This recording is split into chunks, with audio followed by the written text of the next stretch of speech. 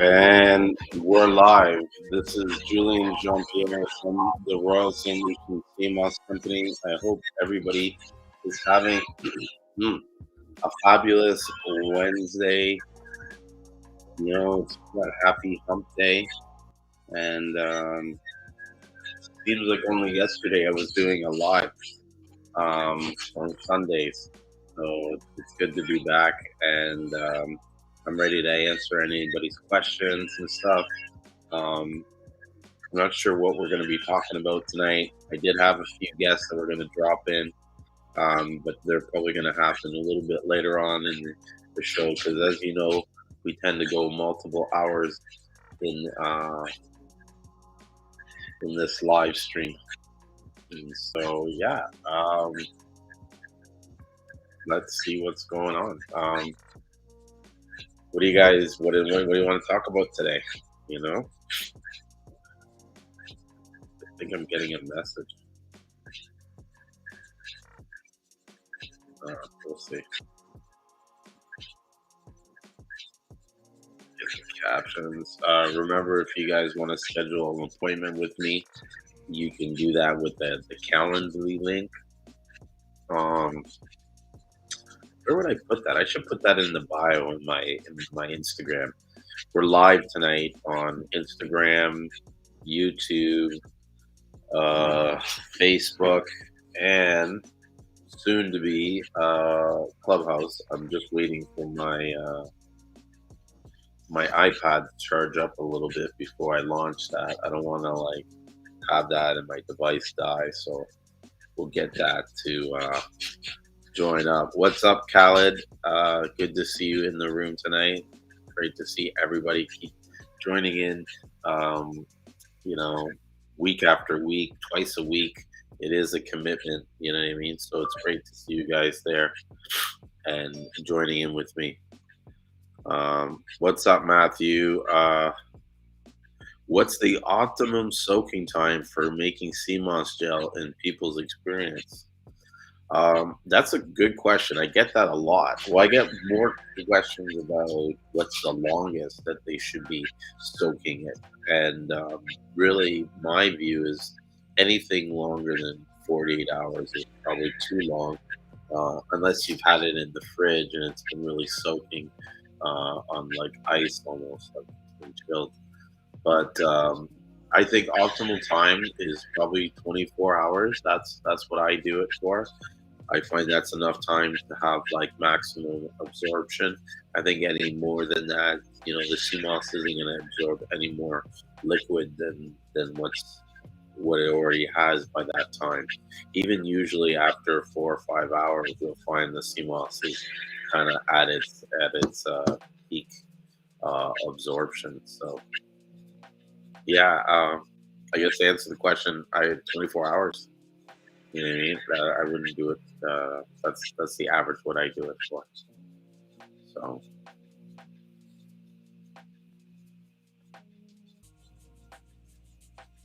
wave at everybody. It's good to see a lot of people joining in on the Instagram. I also am on Facebook Live and also on YouTube. So you guys want to check me out there. And if you want to join in and on the discussion, you can send me a request on Instagram. I'll add you in that way.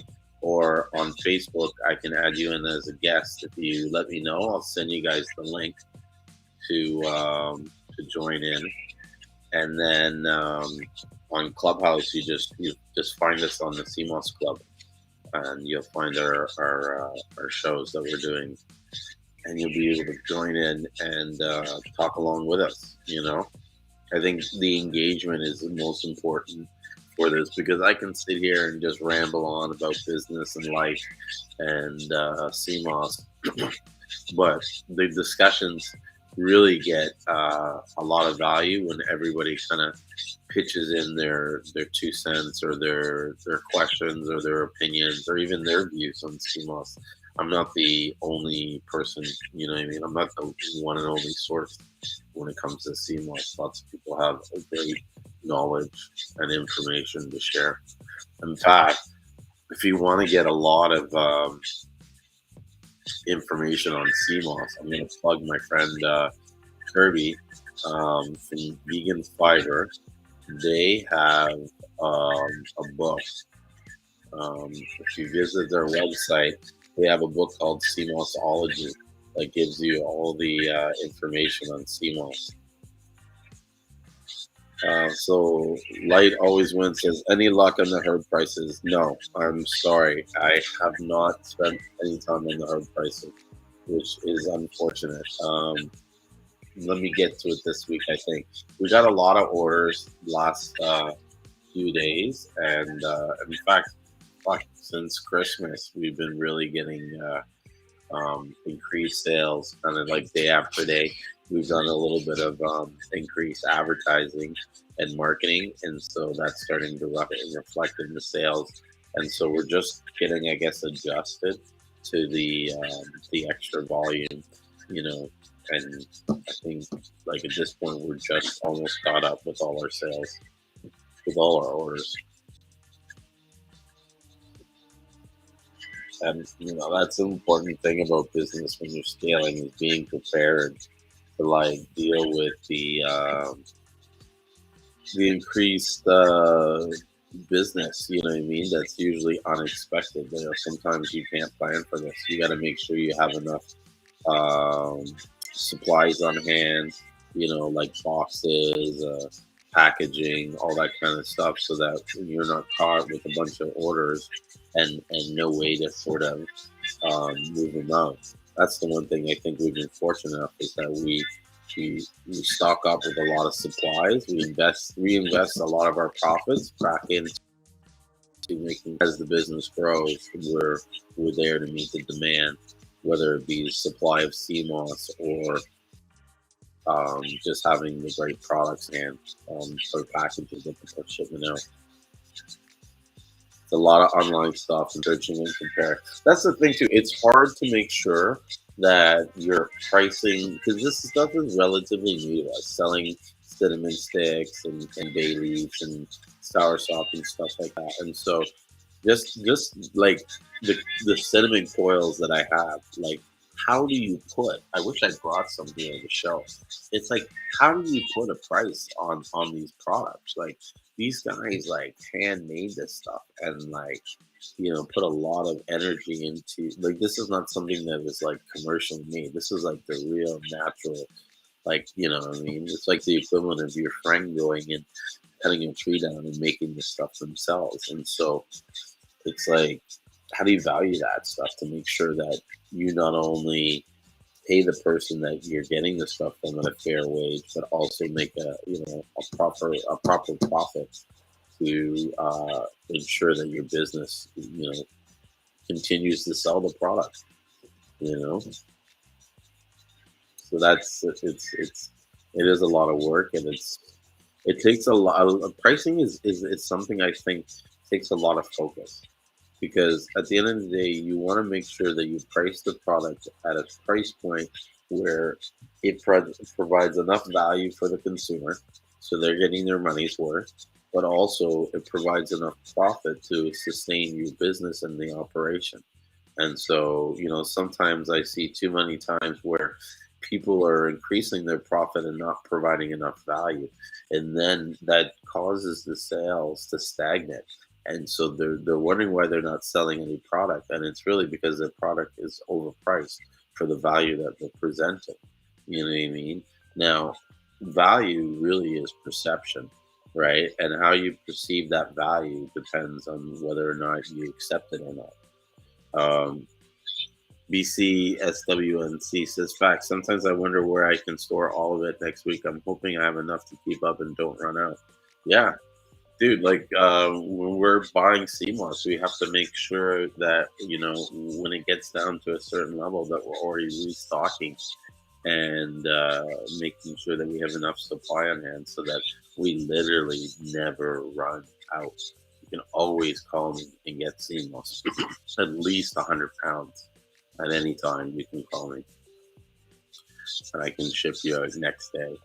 And that's a big thing. Like, even earlier today, I was talking to someone and they're ordering their Seamoss directly from St. Lucia, right? think they're ordering something like 50 pounds, and it's taken like a month for them to get stuff together to the point where they've had to come to us to kind of order a place like an order in the intermediate, like in the in between. And what's crazy, and I was thinking about this afternoon, is like, you know, I don't want to brag, right? And I'm not sure how other businesses are doing it. Hats off to them because it takes a lot of work. But there's not too many places where you can go and you can call them today and order, 20 pounds of sea moss and have it shipped out that same day in the next few hours. You pay the bill, everything's cool, boom, done. And that's what happened today. Like he needed it rushed out like next day. I paid for, I didn't pay, sorry, he paid for the extra shipping and everything like that. And we made it happen. And so my point is that, if you need something done, right, sometimes yeah, it's cheaper to get the CMOS from one person, but if you're in a clutch and you need someone to come through, don't be afraid to call us and order some quick CMOS in the meantime while you're waiting for someone else to ship it. But just let me know so that I can make sure it goes out quickly, because a lot of times, we've got a lot of orders going, right? And so if we don't know that you need your shit like right away, it's just going to go with everybody else, and it might take a day or two to ship out. But we get them kind of quickly, or at least that's our goal, is to get them shipped out as quickly as possible. Um, Not every day that's possible, but such is life, right? So that was a little bit of a rambling on and stuff. Yeah. And so BC says, yeah, sometimes it moves fast all of a sudden. That's the way it is in this business. And that's something people need to kind of realize. So Headley, I don't know if that's pronounced right, but you said, do you have a local supply outlet I can purchase? Yeah, actually, well, no, to be honest with you, we don't have any local stores where you can purchase our CMOS. We know, I can point you to places where you can purchase CMOS, where we've supplied that CMOS. Um, a lot of our suppliers sell their CMOS at New Kingston Road Market, or not New Kingston Road, New Kingston Market on Kingston Road in Scarborough. Um, but if you're in the Toronto area, just give me a call and I can make an arrangement for you to meet me in the city somewhere, mainly in the East End, and I can hook you up.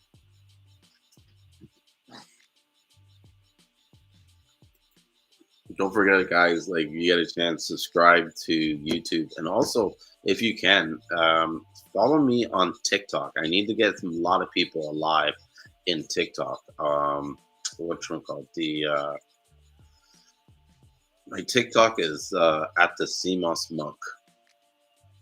Oh, so you're in St. Lucia. So if you're in St. Lucia, you need to get a hold of. He's on Instagram, and his Instagram handle is at Boss Seamoss. So if you get a hold of him, you can hook up with him and get some Seamoss locally. But another person you can check to get good Seamoss, although it's their own Seamoss, is and it's in St. Lucia. I think they got a store by the airport. Sammy Seamoss, and I think they're called on here. They're called Sam C with the letter C MOSS Seamoss. I think that's it. I don't know. I forget. Hit me up with a DM later, and I'll hook you up with those guys' link and a link to my partner, um, which is Boston West. You can find him out and check him and see about getting some CMOS locally in St. Lucia. And that's a thing too. We're really gonna plan in the next few weeks as this COVID stuff starts to wear off. Want to do like CMOS tours, and I think we're gonna start bringing more people on the farm before we used to kind of just open ended, like let people come, but I'll be honest, we really have to change that and start charging people. And it's mainly because there's a lot of expense and time that goes into taking someone and showing them the tour. And so to show them the tour without any sort of compensation, it's really not fair to the guys that are involved showing this the whole tour. There's gas involved. A lot of times we end up buying the guest food or stuff like that, and so we need these guys to be sort of compensated, especially like they're going into areas where really it's really difficult to take a 4x4, and it puts a lot of wear and tear on the vehicle. And like I said, gas alone, that's not cheap. Especially sometimes when these guests are staying in the north end of the island and they have to go up to there to pick them up. It is that alone, that like just for someone to get transported from the north end of the island to the south of the island is usually $150 transportation fee to begin with, US. And so to get that done, and then sometimes we've done it twice in a week, it adds expensive because it's like $150, like maybe about $80 gas, just the trip to go up there and go back down, you know, and you have to do that kind of twice, to you have to go up there to pick them up, go down to show them the farms, go drop back up to drop them off, and then go back home. And usually by the end of the day, it's like 12 o'clock midnight that they're back because it takes like an hour to go from one end of the island to the other.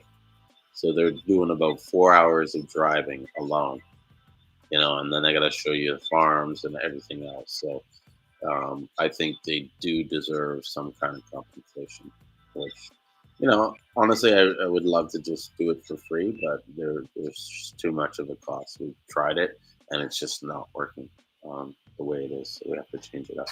So that being said, if you're really serious and you want to have that kind of experience, reach out to me so that I can arrange that. When you come into St. Lucia, you can meet up with our guys and they can take you on the beach and put you in the water and show you how sea moss grows and how it's harvested and how it's dried, and you take some sea moss home with you, and it's going to be worth the value, especially if you bring a camera and you take your content. This stuff is going to be something that very few people have access to, and so it's worth the investment if you want to sort of show off the product that you're selling. If you're serious about selling CMOS, St. Lucian Seamoss, I think you need to go to the source and experience the product firsthand.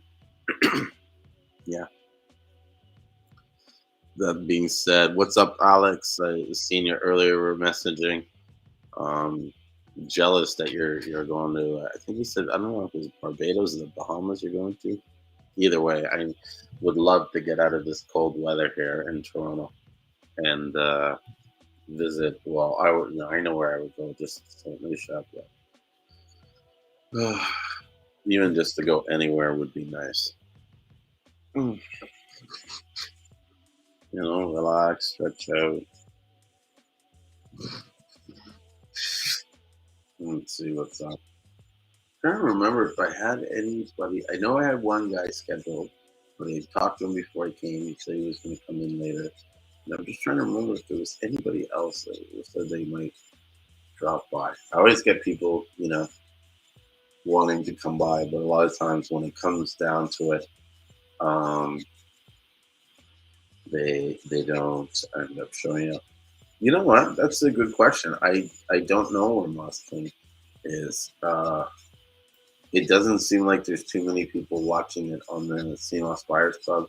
He's probably got like that guy is a hardworking guy. He's probably really busy with just getting shit done. I guess what can I say? I know what it's like. I think I was at the warehouse today for at least 6 or 7 good hours, and the night before I was there for a long time, just getting caught up.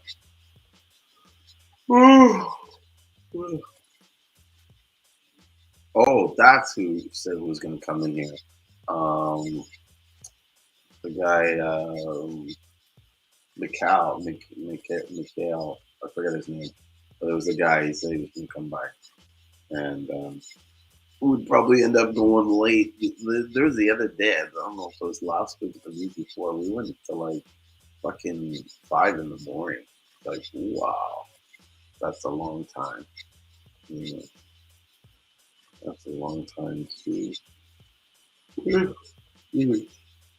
That's a long time to be doing a live show. I think the total was like 8 hours. You know what I mean? That's insane. 8 hours of like talking about what's not really like we just talk about CMOS. We talk about so much different stuff. Yeah, there you go. Every live you're packing. You said understand every live I'm packing order is making capsules right now. That's what you got to do sometimes is just kind of like get your work done while you're trying to, like you multitask. Yeah, which is, it's good. I'm really excited though. I, just the CMOS that we've been getting lately has been just really like phenomenal. Um, Coming to work to pack is just a joy. You know what I mean? Because it's just the smell smells good and everything's good, and you don't really have because a lot of people don't see like the CMOS you get. You think it's all good and everything, but there is a lot of filtering out of CMOS that we feel is not of consistent with the quality that we're sending. I guess that's the best way to describe it. And so we try to like filter out that stuff and make sure that our clients are getting some of the best CMOS and the best looking CMOS. Most of it's just appearance. All the CMOS is good, to be honest with you. But it's work. You know what I mean? Unless the CMOS is really clean and good, and then we don't have to like sort of go through it. We can just throw it in the box and get it compressed and stuff. And my sorry, my sister is like messaging me. This girl, I don't know what she wants, but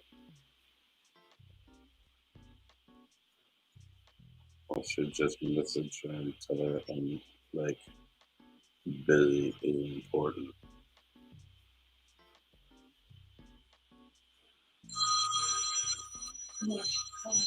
Yeah, can you answer and just find out what she wants? Because she probably add like looking for. She's calling my wife basically. Because I didn't answer my phone. Usually I'm very, very accessible. You call me and I always answer. So it's only on these nights where I never really get calls on Wednesdays and Sundays. And so that's when I can do these lives. Well, so if anybody's wondering why I do these so late at 9:30, it's because these are really the only time I can do it without getting interrupted with like a barrage of phone calls of people wondering where I am and why I'm not answering my phone. Yeah. But,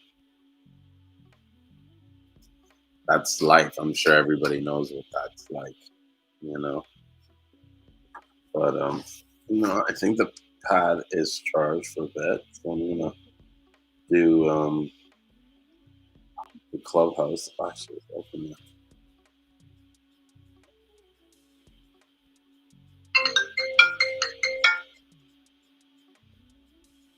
There's someone else going pretty nonstop today.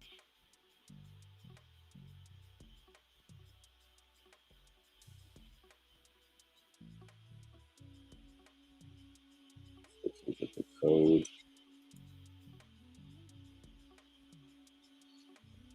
So if anybody wants to join me on Clubhouse, you guys can do a search on the CMOS Club. I'm about to open and maybe I did the wrong phone. Oh man, so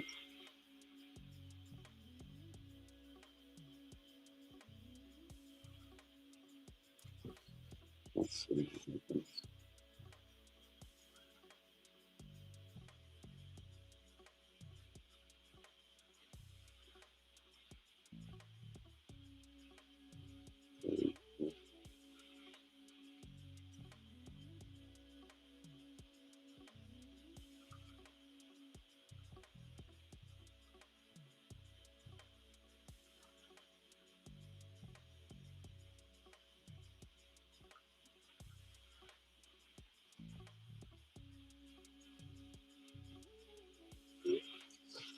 this is crazy. It's like I can't log into Clubhouse. It's crazy how these securities are like for everything. So with Clubhouse, you don't have like a password. They give you a phone. You put your phone number in, and you that's how you sign up.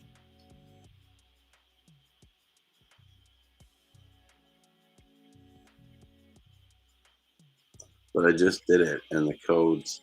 Maybe the code just came in. I think that was it.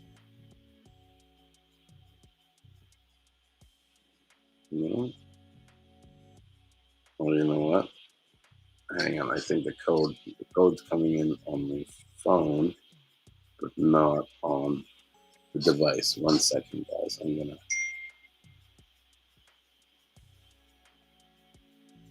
Where's my Clubhouse? 3 9.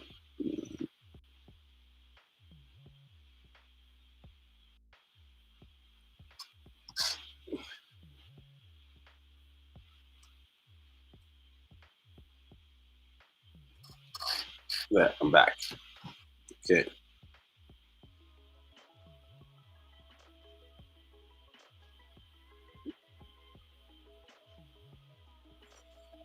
Let's talk about. Hey, and guys, if you have any questions, my Insta feed has no audio. Oh, you know what? It's because these. Can anybody hear me? Let me know. Wave here if you can hear me. I think I don't. Yeah. Fucking people. I'm gonna stop the Instagram. You can discard that because we weren't really talking. I'm gonna cancel it so I don't get any phone calls. Airplane mode. Boom.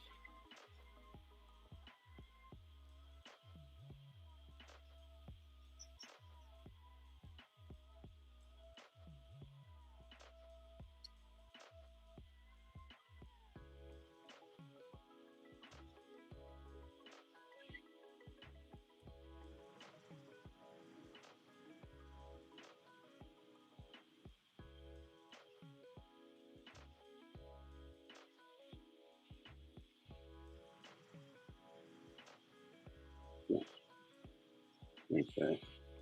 Bear with me, guys. Here while I restart the Instagram, and then I'm gonna open up the Clubhouse.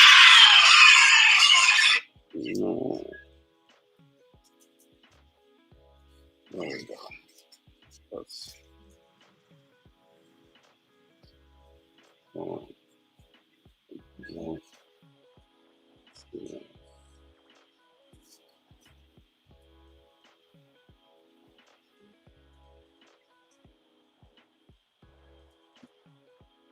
Here's some bad news. New ones. Also. And we didn't go see her. So I just got some bad news. My grandmother passed away, which is sucks because I was you know what, I was comfortable with it, but with all this COVID stuff and getting into the place, I was really concerned about showing up there and getting tested and all that kind of stuff. So I kind of shied away with it, and I meant to do it over the weekend, but I got tied up, and so. Yeah, and it was funny because in the back of my mind, I think it was either today or yesterday, I was kind of saying to myself, I really need to make the time to do it. And, this is, there's, because everybody knew there was time, like there was, how do you say it? There was no more time left. And she had stopped eating and stuff like that. But, when I seen a lot of my family posting pictures over the weekend, she looked happy and she looked good. And I really thought, okay, maybe, this like interaction with my family would have allowed them to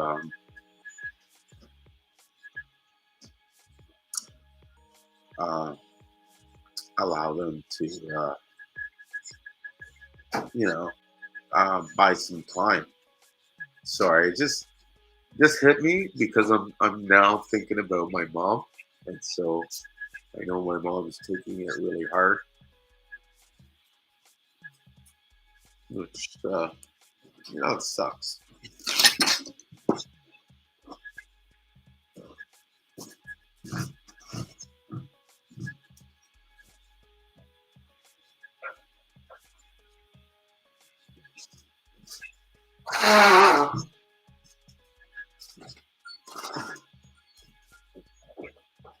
Yeah, you got to be really careful about time, and I don't know. Let me get this. Yeah, thank you. Sorry for your phone.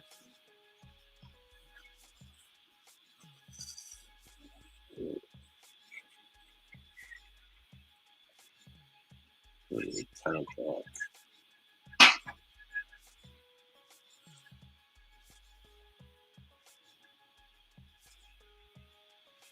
This is on.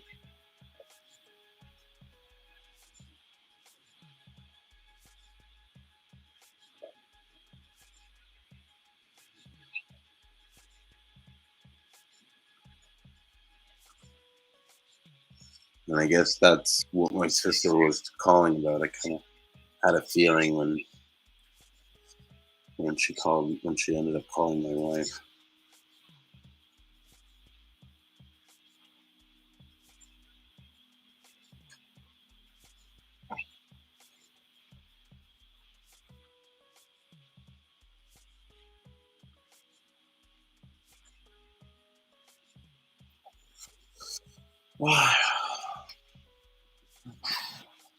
Well, I almost forgot to press start. But in the spirit of my grandma, who we call Millie Rose, I'm gonna do my best to keep things positive and you know because that's who she was. She was a very positive and just like, how do you say it, like just friendly and outgoing, and like cool. She had to be like probably one of the coolest grandmas you would ever meet. you know Real down to earth, and she used to always joke a lot about when I was a kid. She used to be like, "Oh, you're my little boyfriend," and make these jokes because she said, "Oh, you're so cute. Do you want to be my boyfriend?" And I was like, "No, you're my grandma. You can't be a boyfriend." Anyways, that was her little thing with me. So it's crazy. It's interesting to see what's going to happen though, as um, what should we call it? I don't know. I'm just hoping that the family doesn't. This doesn't cause our family to divide more than it already has been. So I ask God that he does whatever he can to keep my family together.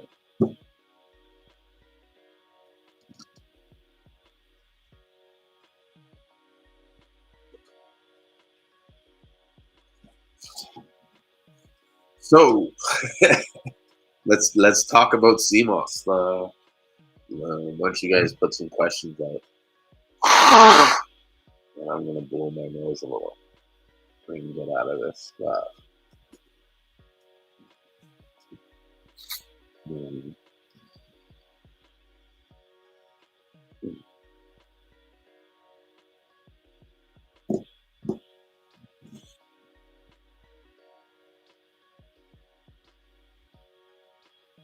yeah, thank you, Matthew. I appreciate that.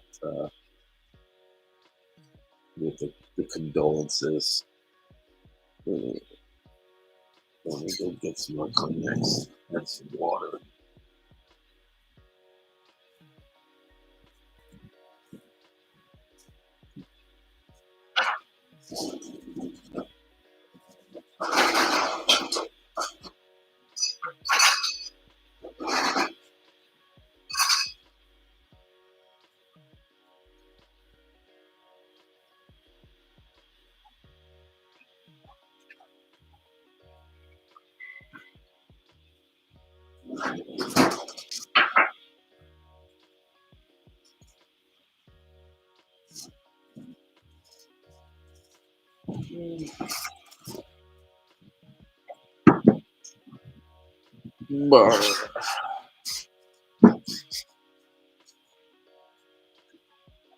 It seems like a lot of people in my life have been dying in the last, like, I don't know, year, I guess, in a total.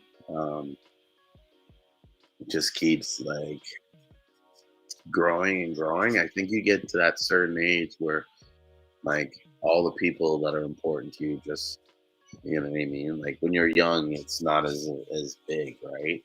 Now it's like, in all my life, I like never really had people that were close to me like die until this year. It's like probably like at least 6 people that I consider special died. My dog, that was someone special, you know. I don't want to go through all the people's stuff, but there's they know who they are. But let's change the subject. Let's talk about CMOS.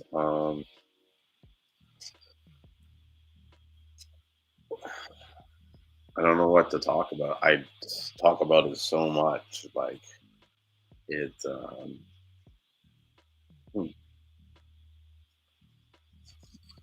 I usually feel like I'm always like a broken record, which is okay. You know what I mean? Because the more you talk about it, the more practice you get and stuff. Is this something you want, bud? You want outside? You want to go outside? I'm going.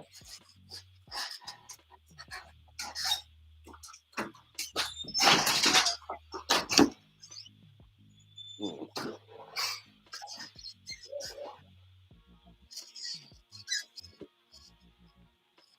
So yeah, I was supposed to have Uncle Alkaline come on tonight, and he was going to talk a lot about alkaline foods and diets, and you know, I don't know what else he was going to talk about. We were just going to rap and just share his knowledge and stuff like that.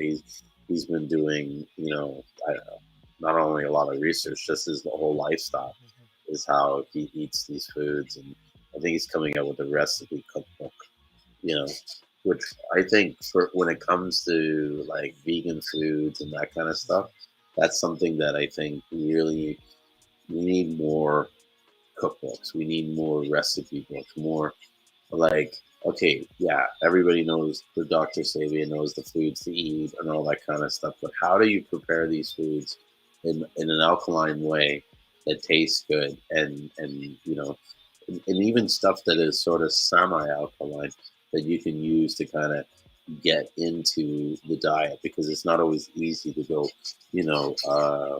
cold turkey and right into that kind of diet. So I think more people need to like try and develop cookbooks to kind of market their product and their business, and that's something that you can use in like your marketing strategy when it comes to like advertising and stuff. Um, by creating an ad where you're giving away an alkaline food book or a food book on CMOS, you can use that as a way to gauge people's interest in CMOS. You know, ideally, if I'm someone who clicks on a link and sort of subscribes to get a book on CMOS recipes, I'm usually interested in CMOS if I'm not already taking CMOS. You can use that, when you develop like a retargeting strategy where you set your first ad to get these people interested in, and then you develop your second targeting ad to target those people that showed interest in the CMOS book. And so yeah, I think having these products are good to develop ways to sort of create, I don't like to say funnel, but it is sort of like a funnel. Funnel to me is, it's the same as a sales flow or whatever. It's just a lot of times these guys like to use these marketing words. You know what I mean? It's so funny when they come, oh, do you got your funnels? You have your funnels? Gotta get your funnels. You know what I mean? fuck you know? Oh, so I just set up a bunch of funnels and they're supposed to work. That's not how funnels work. You need to feed the funnel in order for it to be a funnel, or else it's just a fucking set of ideas. You know, the dog trying to get back. You know, so yeah. But that's something I think in the next few weeks I've been really sort of. I'm not doing a lot of Facebook advertising. We're doing some Google ads, but I really want to jump back into the Facebook. We've been going with TikTok ads, but I think the ads that I'm making aren't really, as even I've been getting feedback. They're not like CMOS related, or they're not, you know, whatchamacallit. They're not. Like people don't know what they are when they see the ad, and so it's hard for them to kind of relate or connect with our brand. Which okay, I can take some constructive criticism and try things out, see how it goes. That's the thing about marketing. It's all about testing, testing, testing, and people need to understand it's a very long term investment, and you sometimes have to, especially when you're in the process of scaling, you really have to sort of be careful and study how you are spending your ad spend, and making sure you're constantly optimizing it so that you're getting your best bang for your buck, and and that it takes some time to see the results. We're seeing results from ads that we're spending from a month ago. Like that's what I've noticed, is that most of these new buyers, they're coming to us, but they don't come to us because they're not instant buyers. It's not like an instant purchase, right? They see your ad and they think about it. They visit your website. They visit a few other people's website, and then they decide if they want to come back and make a purchase or not, right? And so you got to be, continuing to spend that ad spend every day, even if the ads aren't coming in that day, because they might not come in for a week or 2 weeks. But you got to keep that ad running, because if you stop it because there's no sales coming in, say you run it for a week and you're like, oh, fuck, there's no sales coming in, right? The next week you might start seeing some activity. And then it's like, because you stop those ads, the week after it's going to stop again, because that sort of momentum is ceased. And when you start it again, it's like starting for, like, it's like pushing a boulder. Once you start the advertising, it takes a little while for the engine to sort of pick up and start moving. And so you're going to spend ads for a good month, 2 weeks, before you start seeing any noticeable results. There might be a sale here or there, but it's not until after the second or third month of advertising that you really, you know, see a consistent return or some significant results.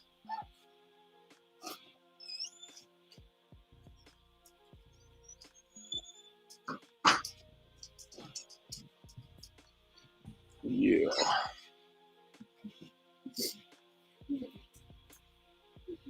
So the kid said, I found you guys on Facebook. So the kid, I have a question. Did you find us by doing a search, or did you find us by doing and like seeing an ad and then checking out the ad from there? Because I think on top of doing your advertising, you need to make sure that you're being able to be found organically, because there are people that are always searching, like, through different means to get through where you are. And so, yeah. But I've been noticing, uh, Google ads do work, but I think what it really comes down to get proper conversion, and I'm testing it now to see if my theory is right. But it really comes down to the having proper um, uh, text, like the text in the ad, the description text and stuff, you need to make sure that it's compelling enough to make people want to click and yeah, want to click and check out your website, and then from there, you can pick them up with abandoned carts or different pixels on the Facebook and stuff. So see, there you go. You did a search. Then you found me on Instagram, and about a week later after watching your live. So none of this stuff happens instantly. Like, see, he took a whole week before he decided to make that purchase. You know what I mean? Matthew says, "Do you do your own CEO or get help from an outside source?" So realistically, I do my own CEO, but I really don't do any CEO, right? Should I? I don't know.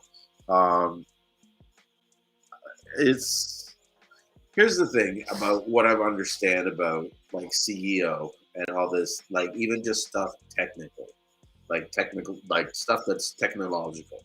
Yes, there's a certain level shit that's like highly like genius level shit, like where you need to be super smart. But for most situations, when it comes to technology, especially in computers, it's really not that difficult. You know what I mean? And even with SEO, right? The challenge with SEO is not so much the SEO part, but getting the right keywords and target words for the demographic that you're trying to reach. And so it doesn't matter who does your SEO if you don't have the right keywords that people are searching to find the products that you have that they want, that you want to show them. Your CEO, fucking, it's almost like you could have the best CEO in the world, but if you don't have the right target, then your SEO doesn't mean shit. And so that's why when we started the business, a lot of it was centered around the SEO. Like the whole reason why our name is called the Royal St.Lucian Seamoss Company is because when you're searching for Seamoss and you're searching it from St. Lucia, you're going to add in those the keywords. And that's why our domain is set up like that. And so even when we write our stuff on the website, there's a lot of, heavily rich for Seamoss and St. Lucia. Hey, what's up, Superfood? Hey, this is for Oh, welcome. yeah, so this I'm doing on internet and stuff. Oh, cool. So yeah, I was just I've been examining it, but I didn't know that. So, yes. Cool. So So this is just an open discussion about Seamoss. I'm like actually checking out your profile. It's pretty cool. Like you do stuff on superfoods, kosher foods versus organic, ingredient profiles such as teas, spices, nuts. So yeah, we're just doing an open discussion talk about Seamoss. So any questions you have about Seamoss, anything you even want to talk about Seamoss, opinions you want to share, whatever, it's pretty much open. A lot of times I come and I answer a lot of questions about it just because I have a lot of knowledge and experience with it. So I sell Seamoss from St. Lucia, and I do a lot of exporting from there to North America, and then we resell it all over the world. So yeah. okay.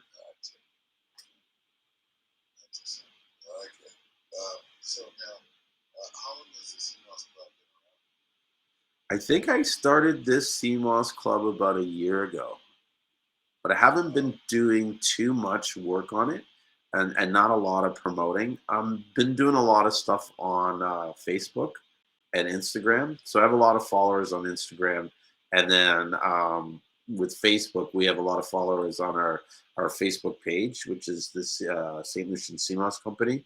But then we also have a club called the Seamoss Buyers Club, and it's basically a club with people from all over the world buying and selling Seamoss and sharing information about Seamoss. And there's a lot of Seamoss vendors in there and suppliers and stuff like that. It's about almost 8,000 people in the group there. Yeah. Yeah. So I just started like because I do this live stream on YouTube, Facebook, and Instagram every Sundays and Wednesdays. And so I started adding Clubhouse to it because there were some people that were interested in being in the event, but didn't want to so much be on video with the live stream. And so having the Clubhouse allowed them to kind of join in on the discussion while, while I was doing the live stream. Yeah. I find it to be, well, this is very interesting. This is actually very interesting to know. This is really kind of leading the vibe, actually. Well, thanks. Yeah, I'm gonna learn a little bit more about this. I'll get around. So when you look in a room, people can see you, right?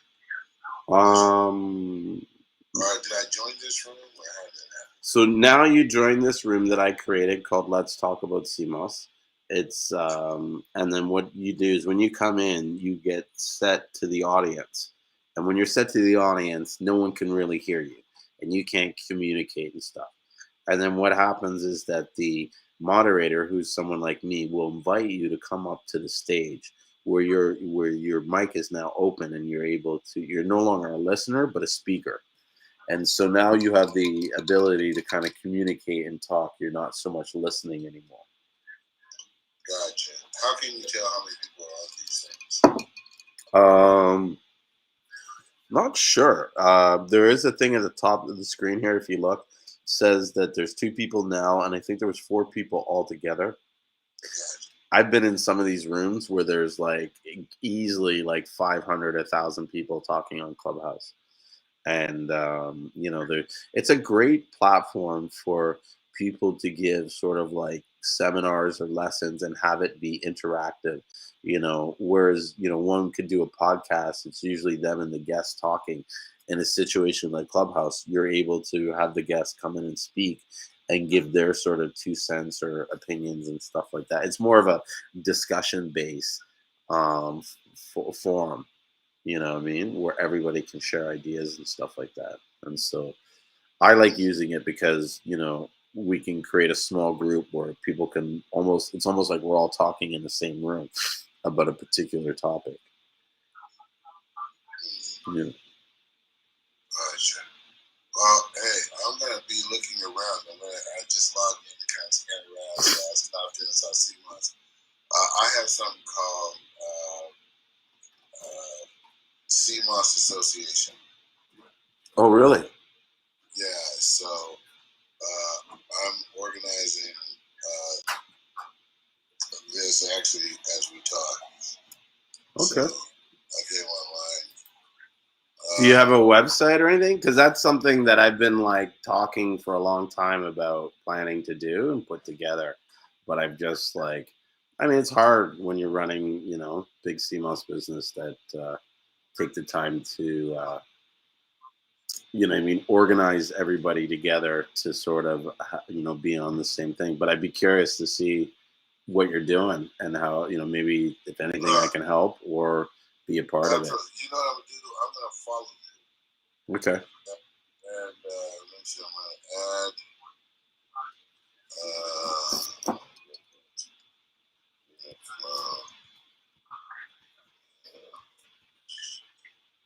Whatever. Anyway, matter of fact, let's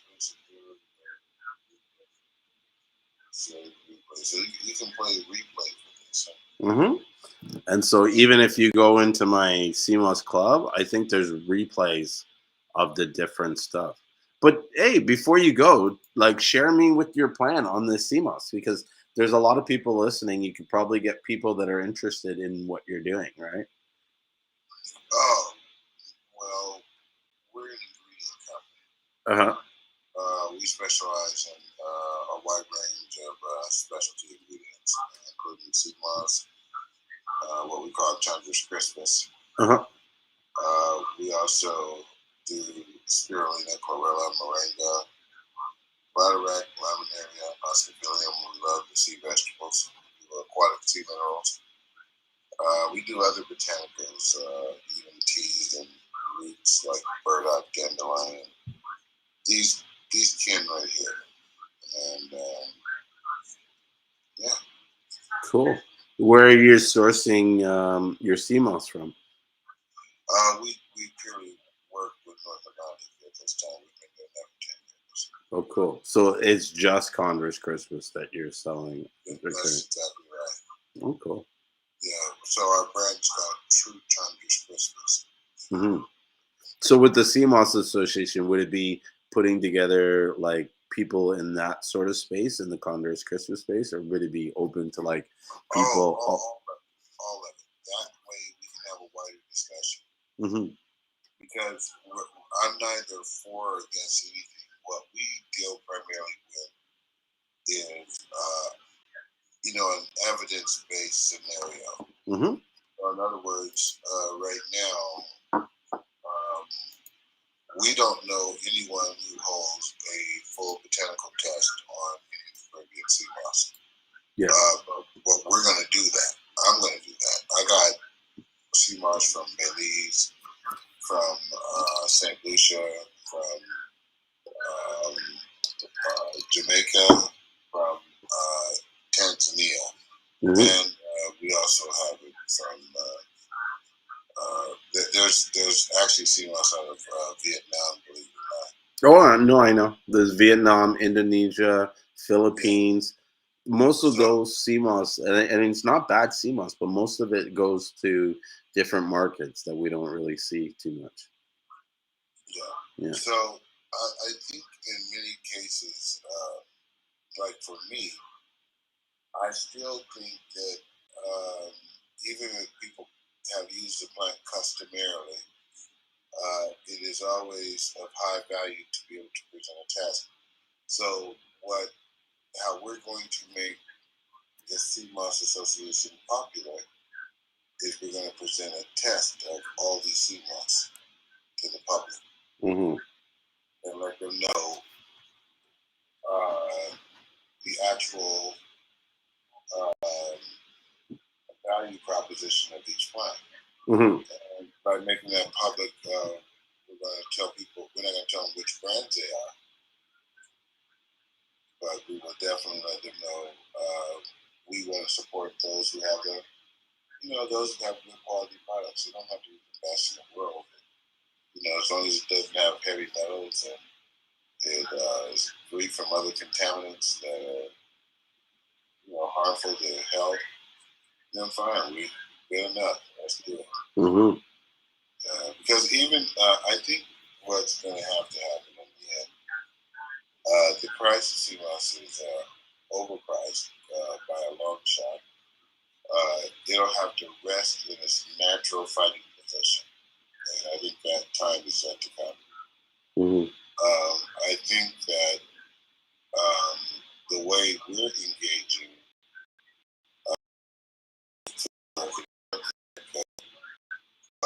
as a company, we use taking leadership in the market. That's why we start with it.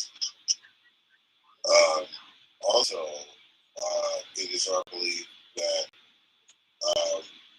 we need to cultivate brick and mortar markets here in the U.S. And also manage the importation and distribution of these goods we call sea moss and sea plants. And I think that should be done in a very high level type of a way.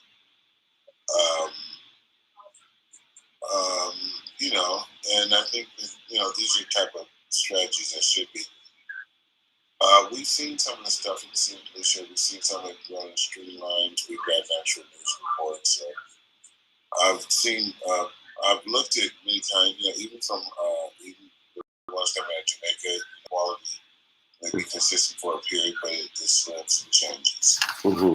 So quality control, the ones out of Belize, They just seem to, there's something about the plant when it is,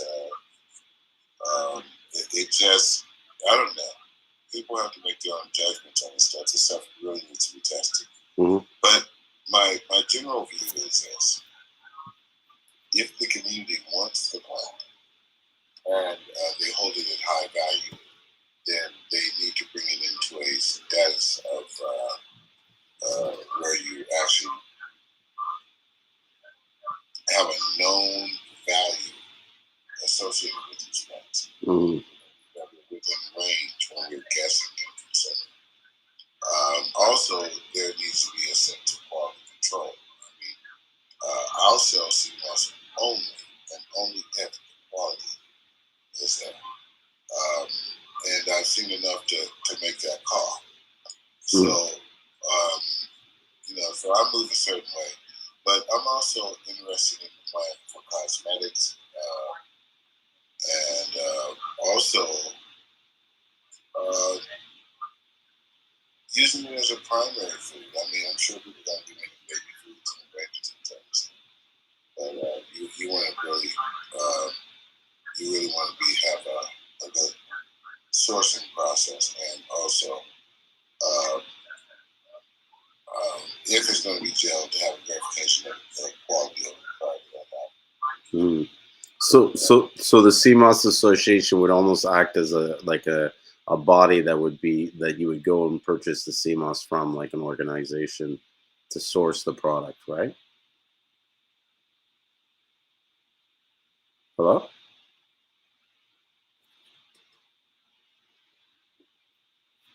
Oh. Hey, Rio, I see you there. Sorry, I was looking at his profile and I forgot to go back. Superfood, your mic's muted, so I don't know if you're talking. I can't hear you. But Rio, your CMOS went out today, and your Boblin sticks went with them. I also threw in some bay leaves in the bag there to make the Boblin Day. No problem, no problem. I know. I had to pull it. I almost shipped it without it, and then I pulled it to replace it, and then it took me like a day or two because I kept forgetting to bring the stuff to the warehouse to put it in the package. And today I was like, finally, like, oh shit, okay. I'm gonna call you from the hospital. Yeah, that's it. You're like, oh, what are you doing? And guys, hang on one second on Instagram. I just remembered something. I gotta go and. Oh, the alarm was set away, which is weird because I don't remember setting the alarm. Someone must have been there while I was there. So I'm checking out my warehouse, and the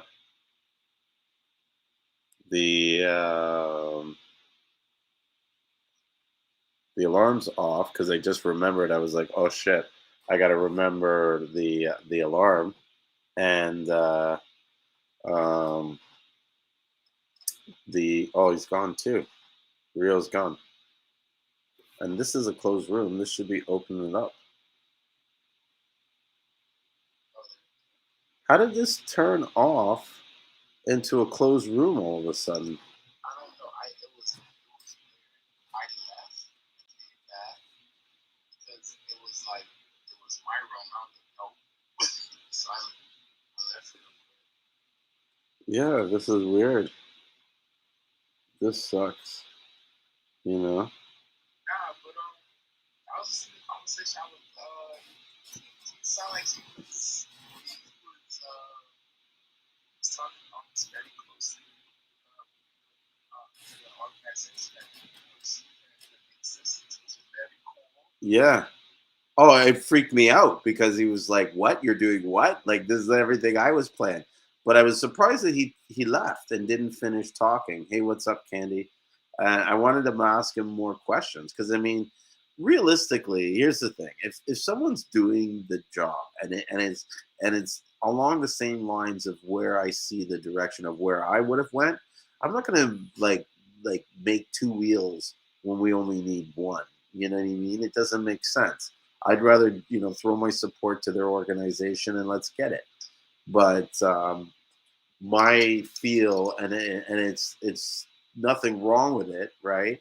But my feel is that because even when I was planning it, this is the direction that my mind as a business kept going, is that as the association, you almost want to be the central clearing point of which everybody in the association is buying your product.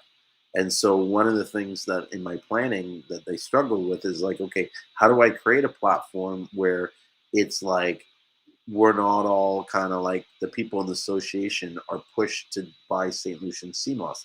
How do I create it so that like all vendors could come in and sell their Seamoss and make a profit, right? And so, yeah, that's where I was kind of. I have some ideas that I have, right? But I haven't really spent a lot of time in it because I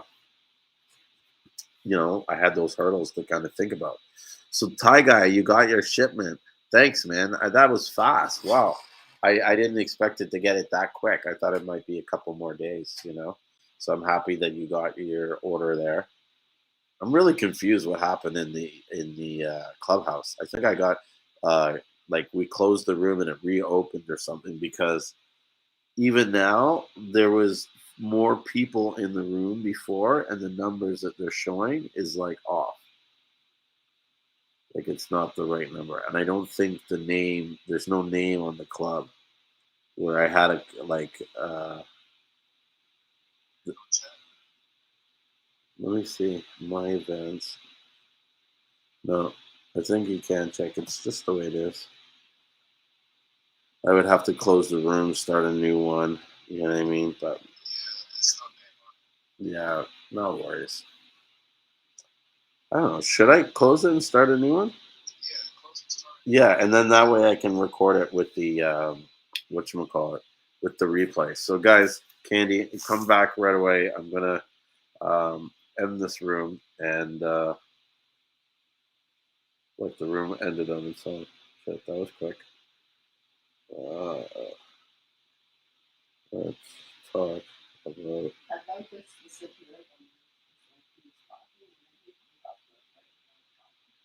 Yeah. Yeah, like, and I think yeah, like I think he realized, oh fuck, like I'm talking too much. Oh, it's frozen. What was it that video where the girl stops? Yeah, it's like it's frozen. It's just like something's wrong with this fucking thing. Yeah.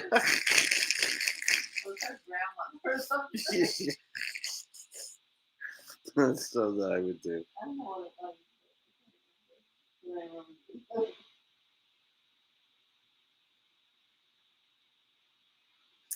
I can't believe my grandma's not here anymore.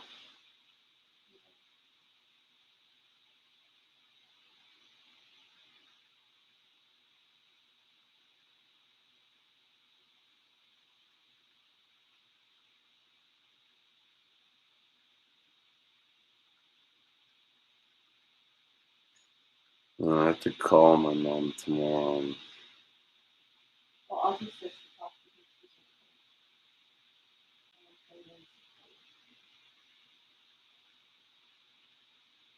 Yeah.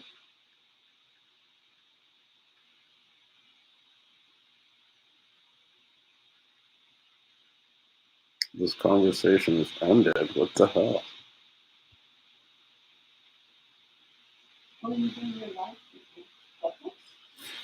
I have one on Clubhouse, but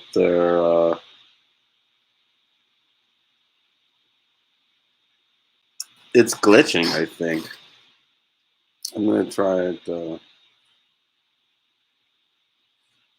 like one more time, and we'll see. What time is it now? It's 9:40. I'm gonna do it like 11, and then do the clone.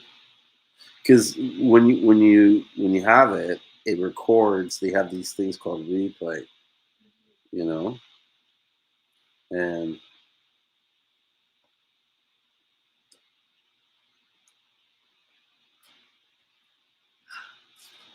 And so, yeah, let's do that. Start the room. There we go. Replays on, insights on, everything's go. So the guy that was talking, I couldn't get a lot of his info, but his handle on the thing was superfoods on Clubhouse, and it looked like he was starting some kind of talk show or something like that. So, but like I fully support him and stuff. But I'm telling you, putting a CMOS, like a really legitimate, serious CMOS organization, and getting everybody on board and willing to jump. Like that's the thing too. Like you could spend all this time building this organization, and it's like if it's not attractive to those that are wanting it, if it's more um beneficial to the association than to the members joining the association, no one's going to be interested. You know what I mean? And that was one of the things that, like, I was kind of like weighing heavily. Is like, okay, how do I create something that makes um, people want to be a part of this and join in and contribute? You know, but I really actually came to the conclusion that I was actually going to start off with like a club first before I started an association, kind of like walk before I run.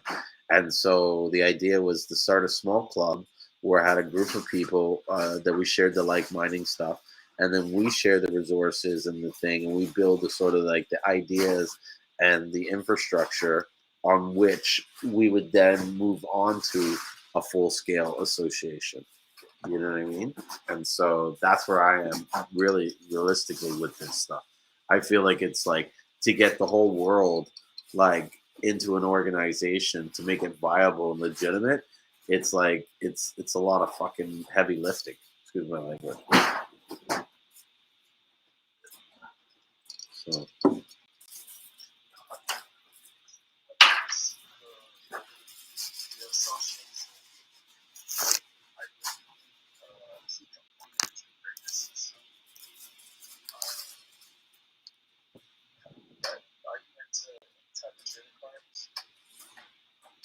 no.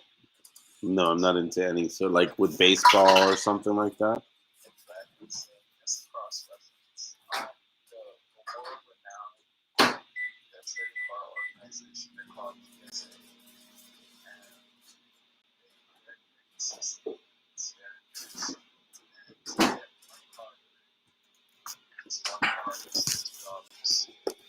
So when you go through it, they even have that's the beginner price, just to say too. It goes all the way up to something ridiculous, whatever. But it starts at $50.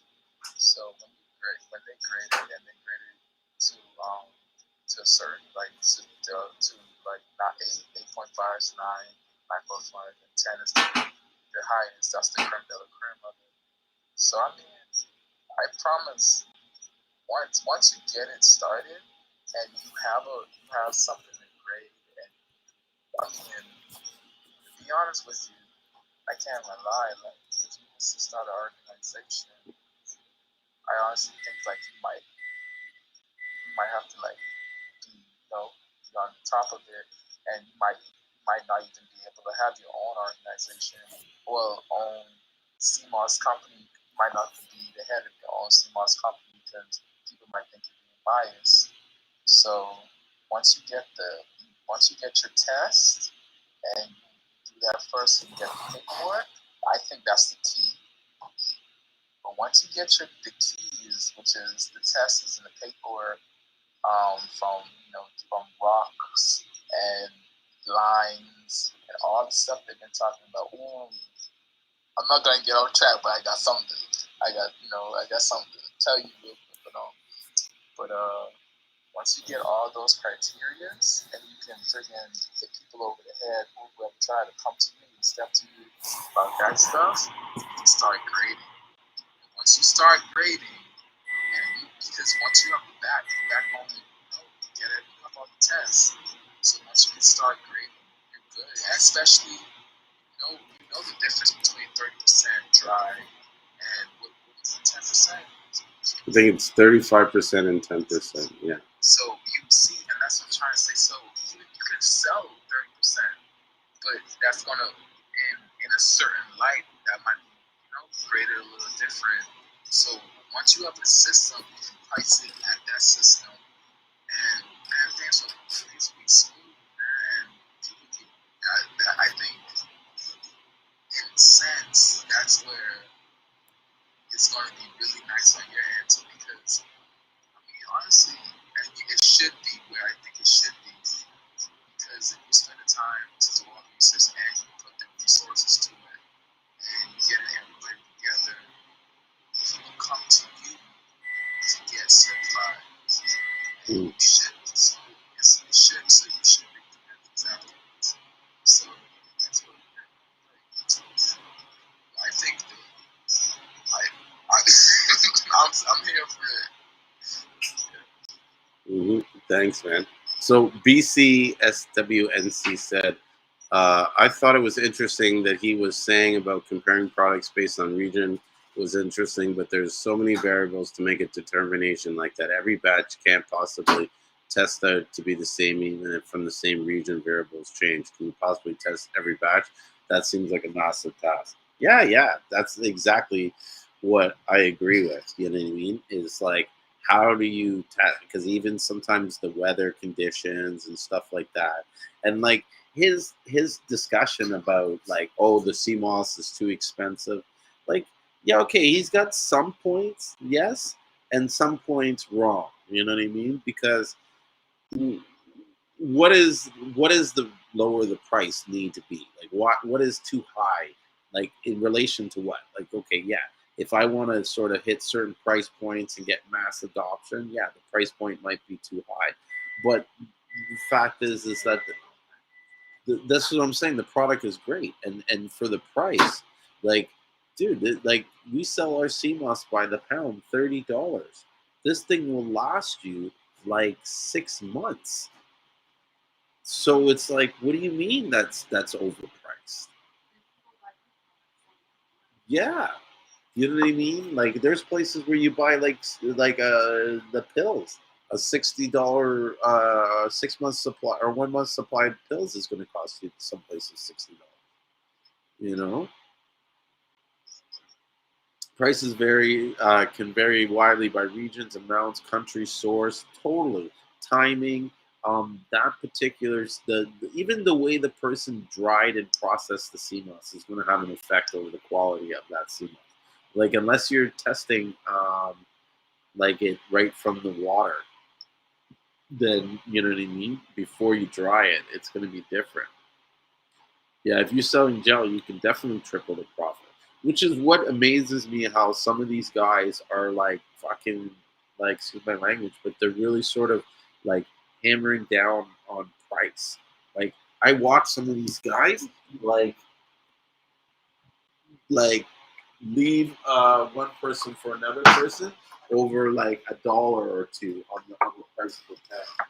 And it's like, when you look at the grand scheme of things, like, even $2 off the pound when you're doing like quantity, it's like it mounts up to fucking pennies. You know what I mean? And so why like, I don't know. To me, it's kind of like, if you're gonna go over one thing over $1 or two, you better make sure that sea moss that you're getting $2 less or whatever is as good, if not better, than the stuff that you're paying for more. Otherwise, go with the better quality stuff, even if it costs a little more.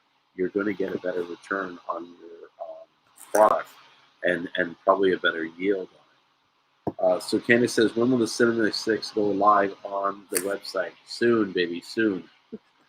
No, seriously, I'm working on them. Hopefully before next week, I'll have cinnamon sticks on the site. But you're not the only one who's waiting for them. There's a lot of people. And so I'm sorry for the delay. The cinnamon sticks look good, though. They look great. And I'm excited for people to try and get the feedback on them to see what they're like.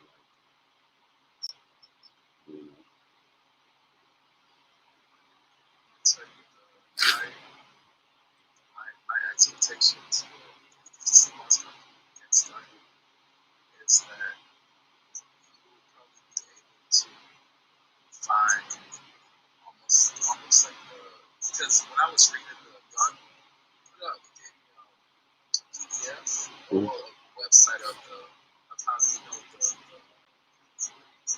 the booklet. Mm-hmm. Yeah, and I read it, and I read the part where farmers would give some Seamoss to in other regions to start Mm-hmm. the Seamoss, and so to start you'll probably be able to find a really good crop, and in the sense that's a great thing because it's almost saying all your quantity that you deal with. Once you can put no doubt about that, show people and tell people, and even if he was to find out that wildcraft is so-called, I'm not saying it, but if he was to find out, right, that wildcraft Seamoss is better, that would be a truffle. That would be the friggin' truffle of the Seamoss, and I don't care because the only reason why truffles are worth so much is the scarcity and how hard it is to find. So if it ever comes to that case, and friggin' coin it right now, call it truffle Seamoss. Yes. That's how I feel. It's going on. That's what we gravitate towards. Oh yeah, if it turns out that that indeed scientifically wildcrafted is better than the cultivation, I'll eat my humble pie. I'll keep my mouth shut, and I won't be trolling people like I do now. But until then, as far as I'm concerned, it's all the same, and I've tested them both. I got the same results from both, so you know. Um, Here, BC SWNC said, I wish that the wholesale prices included total shipping costs upfront because the per pound compared to the actual euro greatly differs. I feel like a straight price is necessary. I agree, but at the same time, it's difficult sometimes to have a per price and then include shipping because shipping varies so much compared to where you're at, and the more you ship, the more it costs. So it's like until you're really shipping a lot, it's hard to really factor in like the cost of shipping because you don't know. You have no idea what the shipping is going to cost until you actually charge it. And that's a thing that I agree with you that really screws up a lot of buyers because they'll buy the CMOS thinking that it's going to cost less. And then, by the time they get it to their door with all the fees and all the extras, it's like they might as well just bought the CMOS locally. You know what I mean? Than trying to get, like, there was no savings from getting it from the store. I have a customer who won CMOS in one of those raffles, and they said by the time the CMOS came to their door, the cost that they had to incur to ship it and clear it and all that stuff with the customs duty, they were like, it was more expensive than if I had just bought it off you know, and that's unfortunate, but I get it. That's part of the reason why we ship so much when we like why our setup is the way it is because that's where we're sort of making the money is that the cost that it like we're absorbing the cost that it takes to bring your 1 pound from St. Lucia to North America and get it across the border. It's not cheap, you know. And even that guy earlier that was like saying about the price being, you know, down lower per pound. I don't know where he thinks like we're going to be able to shave off all these costs to lower the cost per pound. But it's like, at least for St. Lucia, it's not happening. Do you know what I mean? Like we've been working for fucking excuse my language, but for a year to try and get these costs down, and it's just it like there's these costs that are just hard costs. Do you know what I mean? Like there's a cost for the box. Okay, we can't get around that unless we go in and ship a container of boxes in. There is a cost for the bags to line the Seamoss when you ship it. There's a cost to pack these bags. We got to pay people to put them in the boxes and put pressure on it, and you know what I mean, stuff so we can get as much Seamoss into a 20 by 20 box, right? There's a cost for transporting the Seamoss from the Seamoss harvesters or farmers to our packing location. Then there's another cost from transporting that Seamoss from the packing location to the airport. You know, and then there's the shipping cost for the airport. Like these things we can't, and then you're looking at like the only way you could probably get the price lower is if someone were to come in, and this is my fear of it happening. I hope this never happens. Someone were to come in and sort of like control a vast area of the coastline and just kind of set up like a mega farm where there's just lines and lines, and they employ people who are using machinery and equipment to maneuver the Seamoss and clean it, and you know what I mean, so that they can, one person can do the job of like 10 men and harvest that much Seamoss. Like that's how else are you going to get it? Like, you know what I mean? Because in St. Lucia, I don't think the Seamoss can get any cheaper. Any cheaper, and people are going to suffer. Because another thing they don't like factor in, and I was discussing this with my partner just the other day. I don't know what it's like in other countries, but in St. Lucia, right, a lot of these farmers take significant losses on a repeated basis, meaning they do all the work to put all their farm in, and it goes.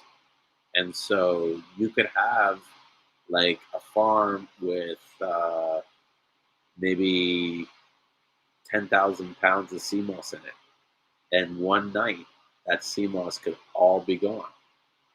You know what I mean? And just break off from that farm. And so what do you do in that situation? How do you keep your costs per pound lower when all the product is gone and you have to start again from scratch? And that's a cost of setup. And that happens multiple, like it's almost like, my point is it's very hard to keep a stable price if they want to do the Seamoss in that way. Oh, by the way, Candace, I just want to acknowledge you. Thank you so much for that compliment. Candace just, blessed me with a comment. Said your gold Seamoss is the best for anyone trying Seamoss for the first time. Tasteless and odorless. Thanks, and I appreciate that. The gold Seamoss is really good. It smells like a nice golden nutty butter, and that really comes down to the farmers that we work with and making sure that we're picky about the Seamoss that we select, and only going for the best quality.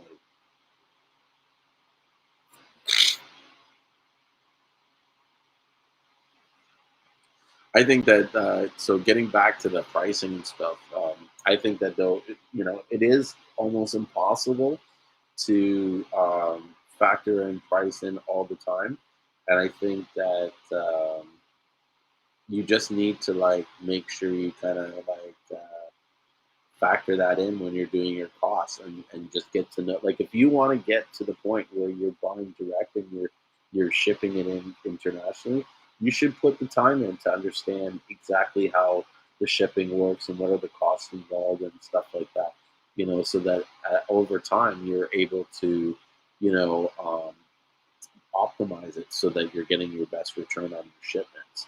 And maybe you got to ship like half as much and twice as much, twice as much, half as many times to save money on the shipping and whatever.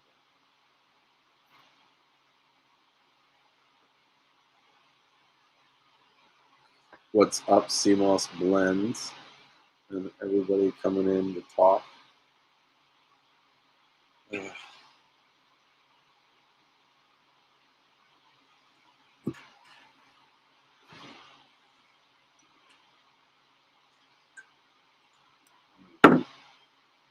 Kind of like snackish, but I know. I might have to have go to. So you go to the store. What am I going to take the live stream with me to the store? Just let me go grab a snack from the store real quick. Yeah, I'll be like, hold on a second, guys. I'll be back in a minute. You know, there's been a couple times where I've had people like guess where they talked like so much that it's like I literally could go to the store, buy a bunch of groceries, like go grocery shopping, come back, and like they'd be like they wouldn't even have noticed that I left. No. But that's good. I love it. I love that we have this platform where anybody can come in and just ramble off and share their passion and just talk. Like, you know, there's, I know for, I don't know, like for me, there's, people are sick of hearing me talk about Seamoss. So this is my way of getting my outlet out and I get to talk, you know. Which one called? I get to talk about my passion for a lot of people that are listening. So your energy is everything. Question is this Seamoss Ocean Farm opposed to wild crafted? Most of the Seamoss that's coming out of St. Lucia is a mixture of wild crafted and, or I wouldn't say wild crafted. It's more like Seamoss that's harvested in the wild and then also Seamoss that's farmed. But my experience from using both Seamosses and trying them out and seeing, you know, the stuff that this died from is that they're exactly the same and that it's really, I mean, some people are able to distinguish the two. I know my partner could look at it and say, okay, yeah, this one was dived and this one was grown on a line, but really there's no difference in the quality. And even when you look at the way that the Seamoss, the Ocean Farm is farmed, it's farmed exactly how it's grown in the wild. There's no difference. There's no man intervention. There's no things added. There's nothing taken away. The shit gets added to a line and it sits there. The minerals come from the ocean, and so where the location is most important. And these guys test the waters for where they put the sea moss in. And not only that, a lot of these places where they've been growing the sea moss, they've been doing it for years. Like these are traditional, like, you know, areas for cultivation.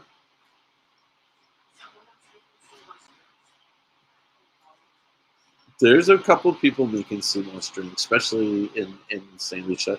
Ashen was like one of the like #1 sumo drink sellers.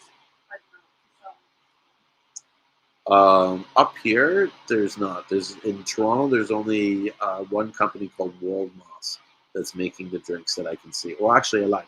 There's a couple that make the like the peanut punch and the Irish moss and stuff like that.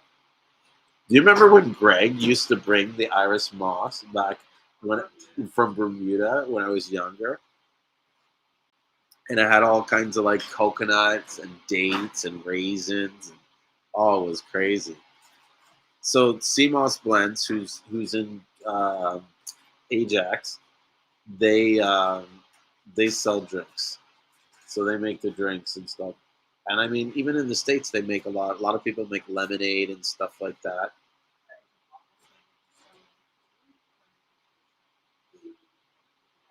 They pick it up, or you know, they have like a short experiment. But here's the thing: in order to get it like mass produced and sort of like on the shelf in that situation, you have to like compromise some of the quality, like in regards to like you know, adding ingredients that some people won't want in order to make it shelf stable. Hey, is there another pizza pocket there? Yeah, you want to make that pizza pocket? I did something to snack on. Yeah, I like this spicy one. It's got Frank's Red Hot in it. So she doesn't sell in stores, just made fresh to order. I thought you had your Seamoss stuff and your drinks and stuff in that supermarket on Kingston Road, New Kingston Market.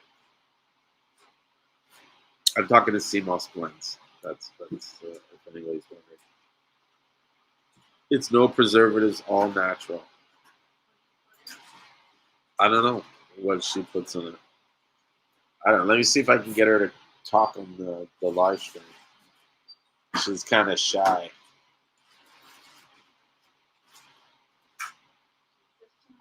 She's the shy one. I'm gonna send them both invites. See what they say. So Wagwan. I've been trying to get my partner to come on here, Ashton, to come on here. I knew she was shy. Yeah, she declined me. She's always declined me. She likes to be like a little ninja, you know, like she doesn't want anybody to know what she really looks like. That's it, secret moss. She has her Seamoss mask on. I remember one time I put the mask on for my head, and I forgot I had it on, and I started doing video calls on Zoom, and the guy's like, what is that on your head? I was like, what's on my head? There's nothing on my head. And then I looked at the video. I was like, oh my gosh. What should I call it? I go, oh, I got sea moss on my head. She said she'll call tomorrow and give you the scoop. Yeah, she'll give you the deets. Should be waiting. Hey, that's not a bad idea to put some sea moss on it at the beginning of the stream. What? Put sea moss on your forehead or on your where? On his face. Yeah, that's like on his face. See how it dries up. Oh, it's really good on your face. Yeah, it's really good on your face and even on your hair. Yeah. Yeah, my wife does it on her face and on her hair. I can't lie. Like, when someone thinks that, I put some program, I think it makes me chill because how it hardens up, it just becomes like Did you do it? How long did you put it in for? 30 seconds.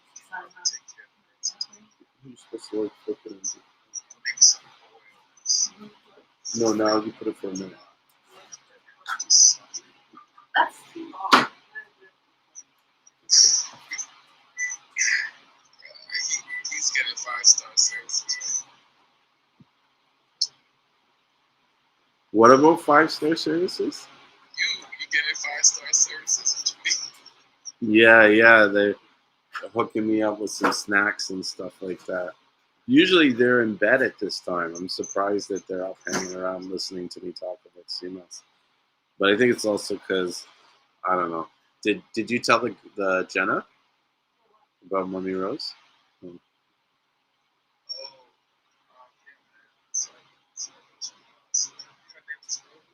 Yeah, she was.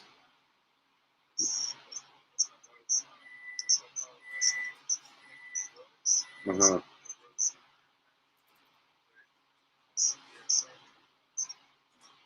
Yeah, she was like a really amazing lady. She was like a queen for sure, like a living queen, definitely. And, yeah, I mean, we knew it was coming. Like this was something like she's been in a home for like the last year,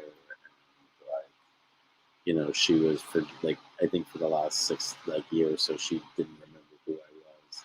She had Alzheimer's and stuff. She just literally forgot to eat. Like she refused to eat after that, and so that's what happened.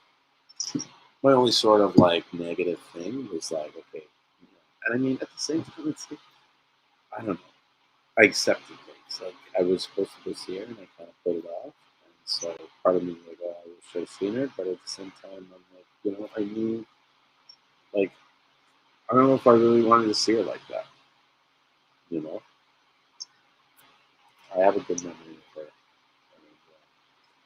And, I'm more concerned about how the rest of the family is going to handle it, because it is a big deal for a lot of aunts and my mother especially.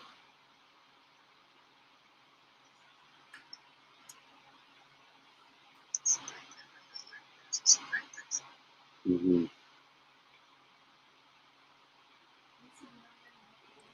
But in some ways, it's good that this happened. It's kind of like it's been brewing a lot.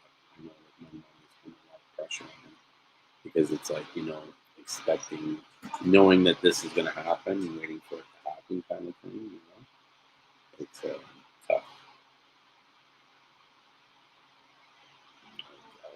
I don't know. I wouldn't want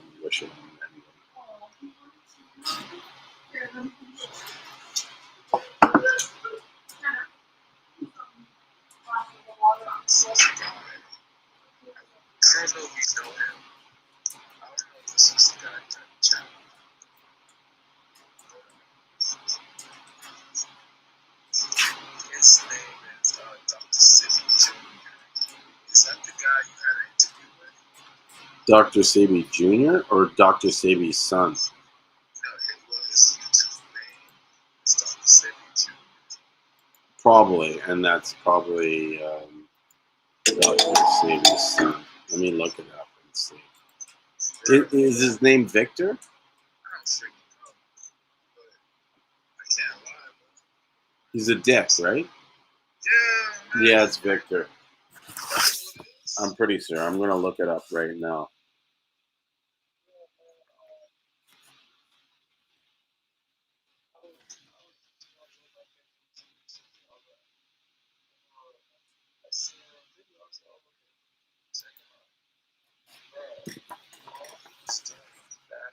Really see clear when you're poisoned.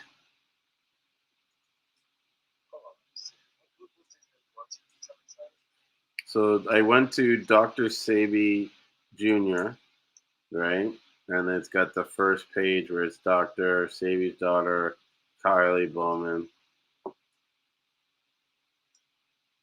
What I find funny is none of these guys were around when he was alive. It wasn't like they were sort of like following his shit, you know, this, that.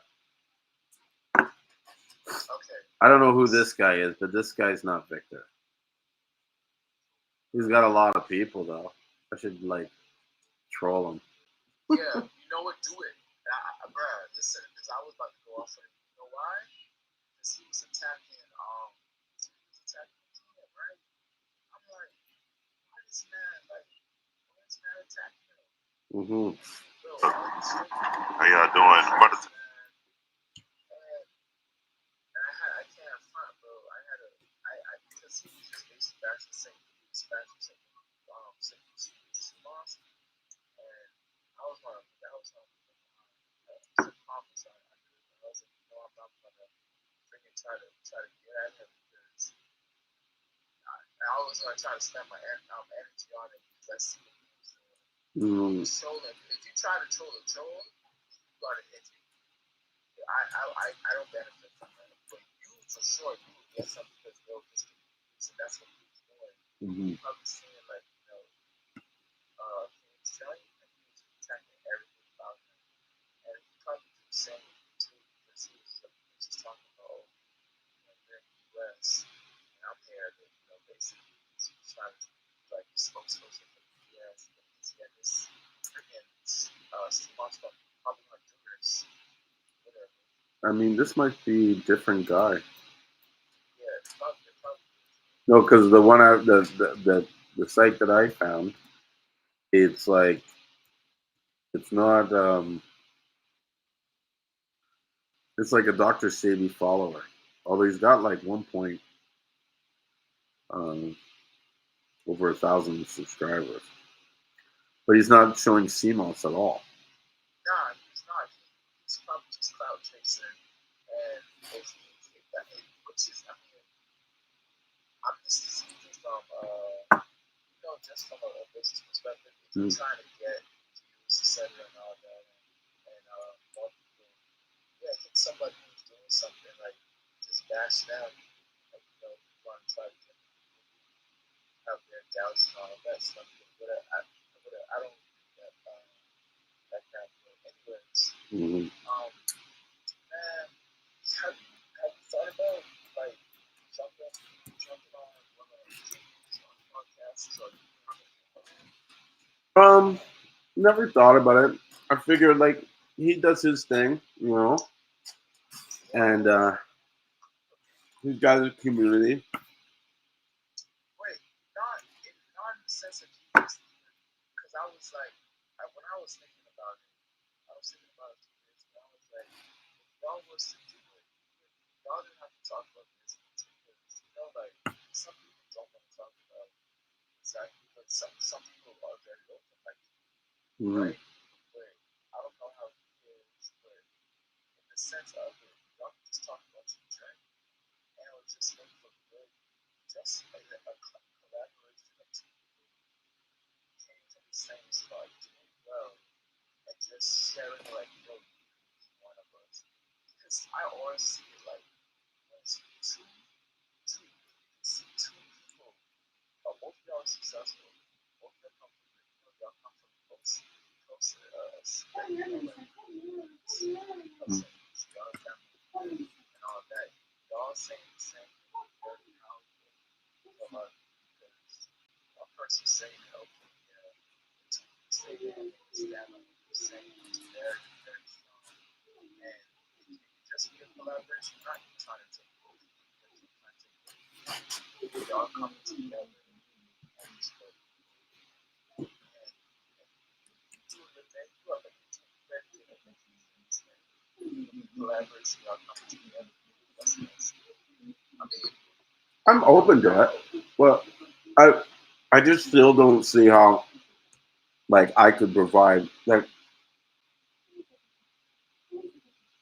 he has a lot of value. He has a lot of knowledge. There's not much more that I could add. Like, do you know what I mean? no, yes, I see what you're saying, but no, that's what you have to add. It's just the fact that you're doing it. Uh-huh. Y'all can talk about it. Y'all can, I bet y'all right now, y'all can see what we have to talk about it. Y'all can just be like, you know, like, yeah, like, this, like when I started out and the hiccups and, you know, but I didn't give up and I kept on going. It's like, just go. That's all it is. It's just like a conversation. It's not even about adding value to it. It's the conversation and the people like y'all be fly on the wall on that one. Mhm. I'll just listen because I know both y'all have so much to say, especially y'all help draw out a lot of goodness from each other. I'm telling you, it's not. It's like it's almost like you know, like if freaking you know, like I'm going back to music, but if Prince and Michael Jackson would sit down, they probably thinking the same thing, but that would be an amazing conversation. You know, like you know, it's oh man. It might have been a boring conversation. They both might have looked at each other and didn't know what to say. No. That's what I'm thinking. Of me and Akeem got together. We just talk a lot of shit, but it wouldn't have any substance to it. We'd just be cordial to each other. Okay, I see. Yeah. But you know what? I don't know. I would say this. I would definitely have him come and talk on the Seamoss Talk so that he could talk about his business and his products and his journey and how he got to where he's going and stuff like that. That I could see adding value to the group. You know what I mean? To help inspire people to see, because dude, what he's done and accomplished is a testament of what it takes to get to that level and what you need to do. And if you're not putting in the kind of hard work that this guy's putting in the energy, you know what I mean? Like he was doing YouTube videos for a long, long time, you know? And so like if you're not putting that level of energy into your business, you can't expect to have anything more than what he has. You know what I'm saying? Like I don't know. He's an inspiration, and I would love to like. That's where I could see having value is him sharing his story to people. But I'm not sure if he would be open to doing it. You know what I mean? Because I'm gonna try to reach out to him. If I was to try, like, I was on one of his streams a while ago. But if I was to try, like, reach out to him, he would be open. Like, he said, yeah, why not? Dude, like it's a, you know, what I mean, it's a small community. I know a lot of the people that he's buying his CMOS from. You know what I mean? So it's all like it's a small circle. Yeah, because the reason why that popped up is like I was like, man, it's power in numbers, and it's like attacking him. I didn't see him attacking just him. You know, I just seen him attacking you and anybody else who's trying to do it. I just seen that happen to attack. And I don't think that's fair, especially if you're standing on something strong. Yeah, I agree. It's not fair, but at the end of the day, I also realize that like these guys that do the attacking, they're attacking because they suck at selling. They're shitty marketers, and this is the only way when they're brainstorming. Okay, how do I stand out for the crowd? Well, let me throw some shade on this other stuff because you know, and I mean, it must drive them like bananas to see all these people going to this side and in their minds like it's like you know, they're going for the wrong seam. Like, why do they keep going for that garbage when I have this premium product no one wants? Well, you know what? You need to let people know you have a premium product and why it's premium. And that doesn't mean looking at other people and you know what I mean? Like that, I don't know. To me, that's how you get low hanging fruit. You create this fear and this sort of like scarcity, like, oh, this is rare stuff and everything else is garbage and not worth trying, you know? It's, I don't know. Like you won't see that coming from us when it comes to marketing our CMOS and stuff. We barely even really market our CMOS. You know that? Stuff and stuff. It does. You go to the website, you look at the pictures, you see the reviews, boom, bam, like that's it. Really, everything else is just fun for us. Like that's how we do the content. That's how we do the ads. But like I've been wanting to show a more intimate view of St. Lucia and the culture and the people, and you know, to understand so that when people are buying the product, they know it's not just sea moss you're getting. This is from the love of St. Lucians that are producing this product. This is why our product is superior to everybody else's. That love, man, that's a strong thing, boy. I'm Mhm. telling you, for real. Yeah, yeah. You know what? So you just gave me a different perspective. 'Cause I can't lie, I was like, because I was like trying to almost defend it, but honestly, you know, it probably brought more customers over to him. That's free promotion anytime. Because I can't lie to you, like any type of publicity or when you have like a spotlight on you, even a negative, you still have the spotlight on you. So it's like almost like what you do when it is on you. So, and with that being said, yeah, if he ever comes after you, I'm gonna start let it ride because all that's gonna do is probably bring you customers, honestly. Yeah. And so be it. Do you know what I mean? Like, no one's going to control the market. It's impossible. Even with this guy talking about the association, like, you know, he'd be lucky if he got like 5% of the market, if that. You know what I mean? There's just too many people, too many independents, too many, like, you know, there's so many there. You just don't see them because they're not out in the open. Like the only reason why you see me is because I'm putting my face out on these live streams every week.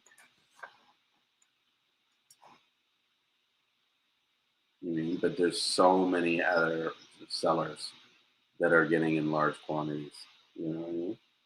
And so, you know, how do you get all those people on board and that kind of stuff? It's going to take a lot of work, and then to do it for every country and stuff. Like this guy, I wish him luck, but I'm how do you say it? I know that it's not an easy task to do this, to get to build an organization that people are going to subscribe to and want to buy the CMOS and stick to that. You know what I mean? Because what happens when someone comes and starts selling to someone for less money than what the association's selling it for? You know what I mean? You can easily lose a lot of business over a couple dollars. And if you're running this association where you're importing all the CMOS, hoping that people are going to sell it, and the market drops out of you, and you've bought CMOS for 10, and now it's you got guys going rogue and selling it for 6, you're going to be screwed. You know, you're going to have all this inventory, and how do you get rid of it? You know, there's not going to be any loyalty.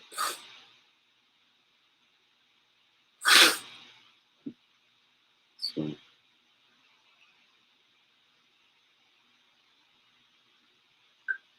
that would be the biggest thing. How do you create an association where there'll be loyalty, where they're willing to pay for the price of your CMOS, even if it's higher than what the average person off the market is selling it for?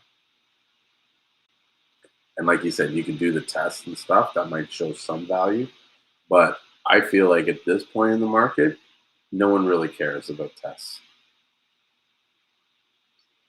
Yeah.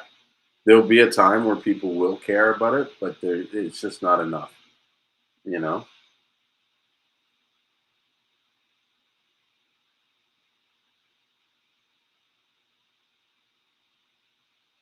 Yeah, so BC, that's right. It would be almost needed to be a corporation if set up to be that large. It would require large amount of sources set up. Yeah, definitely.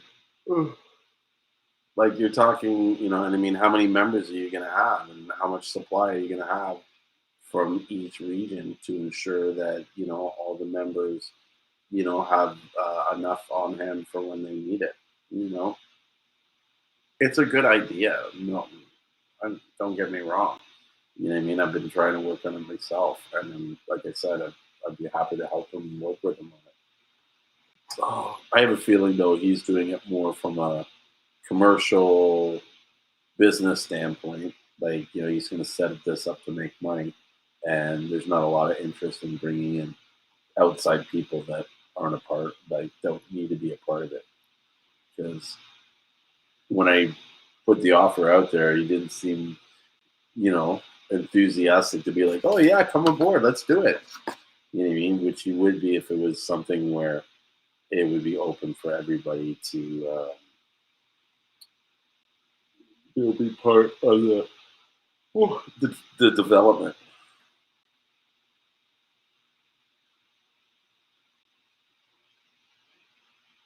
So we shall see, though. We shall see. I think there's room for even being several associations. You know what I mean? Why not? There's 3 Seamoss associations in St. Lucia,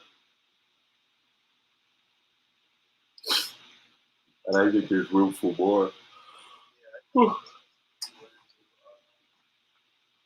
if it was more than one, because competition it's always good to have, competitive. I'm not saying like that was but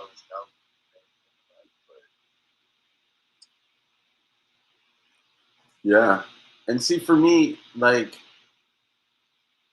as much as it might be negative for some buyers, I would want to, as a CMOS association, I would want to work on not so much paying more for the CMOS, but making sure that a fair value is paid for the CMOS, right? And so that the people that are making the CMOS are happy to make the CMOS, and that they're producing it at a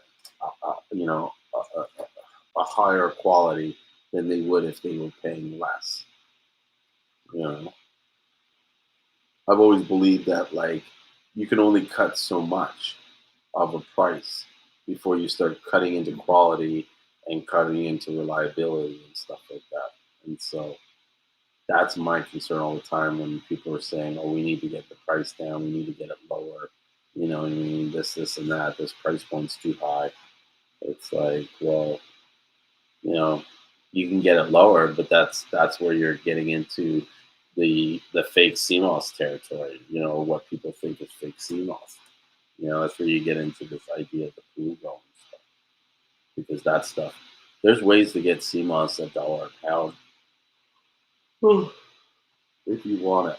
Like I know a guy that's selling a lot of CMOS, and he pays about $1 a pound for it. Say like $2.25 a kilogram.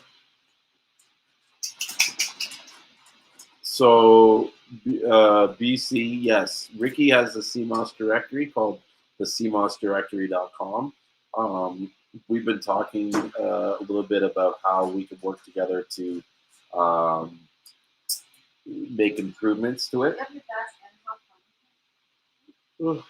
They can make improvements to it so that more people can get value out of it. But it is there, and there's quite a bit of people on the site already that are listed, and I think there's a way to get a free listing. Hold on a second. Excuse me. Like I'm in the room here. You're trying to access my Amazon Prime account. What is that all about? You want to buy a dog leash on my account? You know the password, little one. Yeah, tell me the password. Yeah, like I'm gonna get the password on the live. You know what I mean? I don't think so.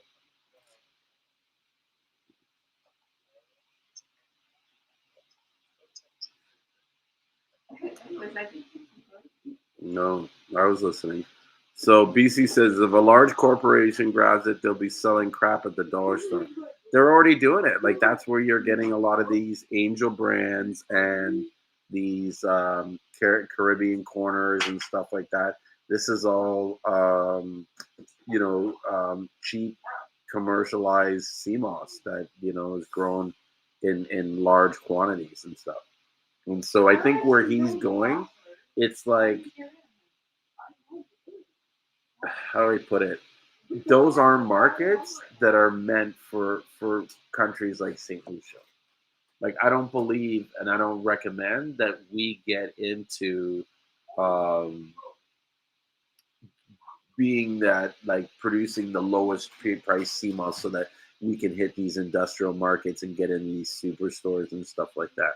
Now, I do think that there should be like a grading system in the CMOS, and that our CMOS that isn't considered prime or premium is diverted to those markets where the appearance is not as important to them as it is to the retail market. You know. And so that I think would be ideal more than just saying across the board CMOS needs to be, cheaper. Because like honestly, like I see some CMOS and I've seen other people CMOS and a lot of the CMOS that I'm getting, it's like there's no way I would sell that for like it's too nice. Like how do you compare this beautiful product that smells so clean and fresh and is like free of debris and stuff like that, and compare it to something that is just what I mean, all fucked up, and you know yeah, you can't, you know. That's the one thing I think is interesting when I deal with buyers, right? A lot of the buyers, they're more focused on the price per pound than they are focused on the quality of the sea moss. And so they'll spend a lot of time negotiating. Like one of the things that fucking drives me crazy is like I'll spend all this time negotiating for a price. The guy will get me down to a lower price, and then he'll show me the sea moss he has, and I'm just like, I can get you that CMOS for that price. I can get it for less. But the CMOS I have is not that CMOS. And you're trying to get my CMOS for the same price as that CMOS, and it's not the same. You know what I mean? So I don't know. I do agree that, we need to get some kind of grading system or and I mean it's gotta be kind of like at the source, like before it ships out, people should know this is grade B, this is grade C, and whatnot. Yeah. But right now, I think it gets all mixed up with everything. You know, not right.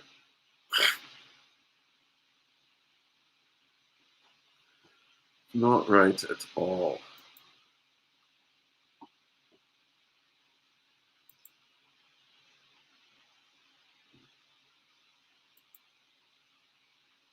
Mm-mm.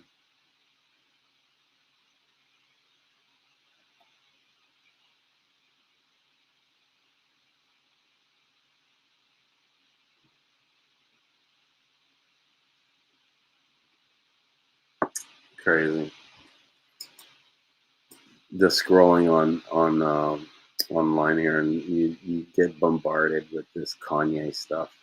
I feel so sorry for that guy.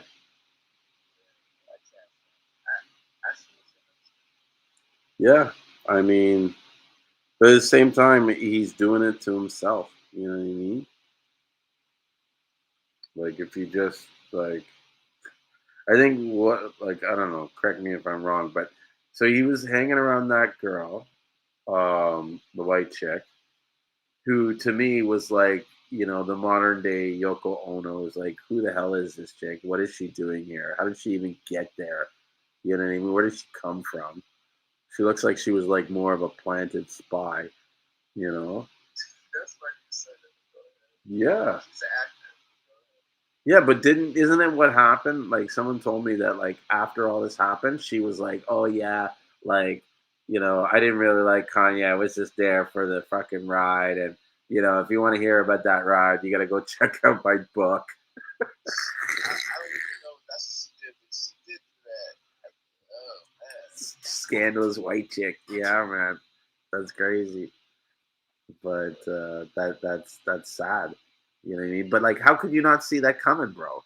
You know what I mean? And like what were you thinking? Like, you know, you still want your family back, but you're banging this chick, like, and you're walking around like this is your new chick, and she's not even like like close to what Kim was in like appearance or whatever.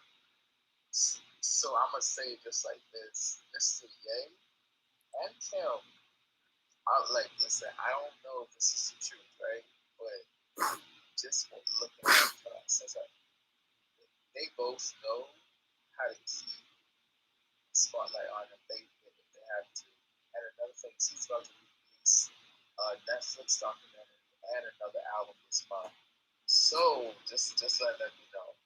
Okay, so with all that going on and everything else, what you about to put a hit on Kim, which is crazy. I thought that was hilarious. What's going on? Yeah.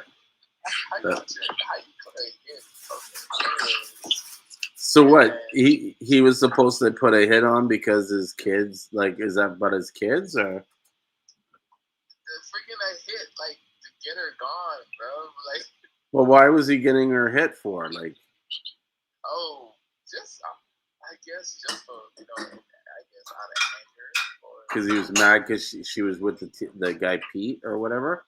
Yeah. I was always curious, like, how did she end up hooking up with Pete? Like, where did that come from? That's weird, right? But okay, so she was on Saturday Night Live, and that's where he's from. Yeah. Like, not from where he's from. He has movies and stuff too, but mainly a lot of people know him from Saturday Night Live. Yeah. So but I was gonna say for her to do one show and then it's like let's fucking get serious. It's like whoa, like, do you know what I mean? Like I don't just hop in with anybody, and if I do, it's like undercover. You're like I don't want anybody to know because who knows? The chick might be crazy or something. No. I know. Like, that was the best thing to say with your wife. No, but I'm talking in general sense. Like, they're always listening. You know what I mean? Like, fuck, man. You wanna know why they really hooked up? Why? Because Ariana said he's got a big dick. Really? Was she dating Ariana Grande? Yeah. Pete. Oh, really? Yeah. So apparently the guy Pete's got a big schlong, and that's what happened. Also, her sister got together with the tattoo guy. Yeah, but is the tattoo guy related to the Pete guy? Because they're both tattoo guys? No. They're both tattoo guys. I was like wonder like aesthetic. Yeah. It's like hot girl with like skinny grunge boyfriend. Yeah, Pete Davidson. I don't even know half this shit that's going on, but I think it's fucking hilarious because it's just like the drama. You know what I mean? Like you can't write this shit. You know. That's some good acting, though. I can't even lie. They should honestly create like a reality show. Well, they do have a reality show, Keeping Up with the Kardashians, or is that not on anymore? No. That's still on. But I'm saying like all these celebrities, they should call it like a celebrity reality show and like just have random characters. Every single celebrity just has their own like. You just follow them and they have their own sort of dramas like broadcast. Please no. Please no. No. No. You have every single celebrity on I know. That's the worst. You got everybody peering into the like drama. That is gonna bring society's like average IQ down by like 5 points. Like you can't have that brain drain. You know what I mean?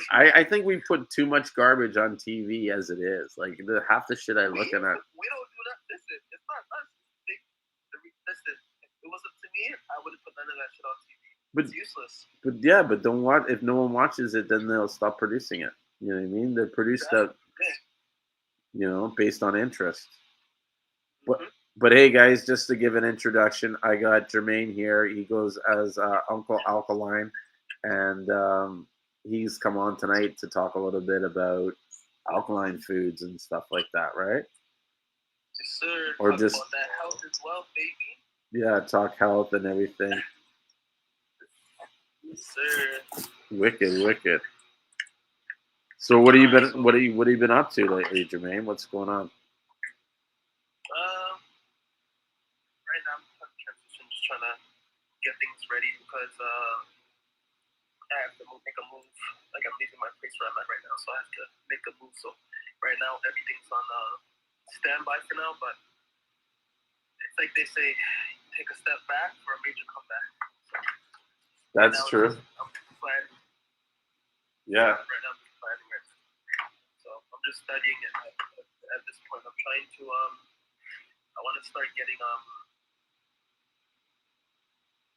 I have a new product I want to bring up to the market in terms of like incorporating sea moss into something more like an energy drink, you know, like a sports drink. Because there's a lot of benefits, but we just use it as just like, you know, just to pick me up or this or that. Like if we can take it bigger than what it is right now, like actually get it out there to people, because a lot of people don't realize that sea moss is great for athletes.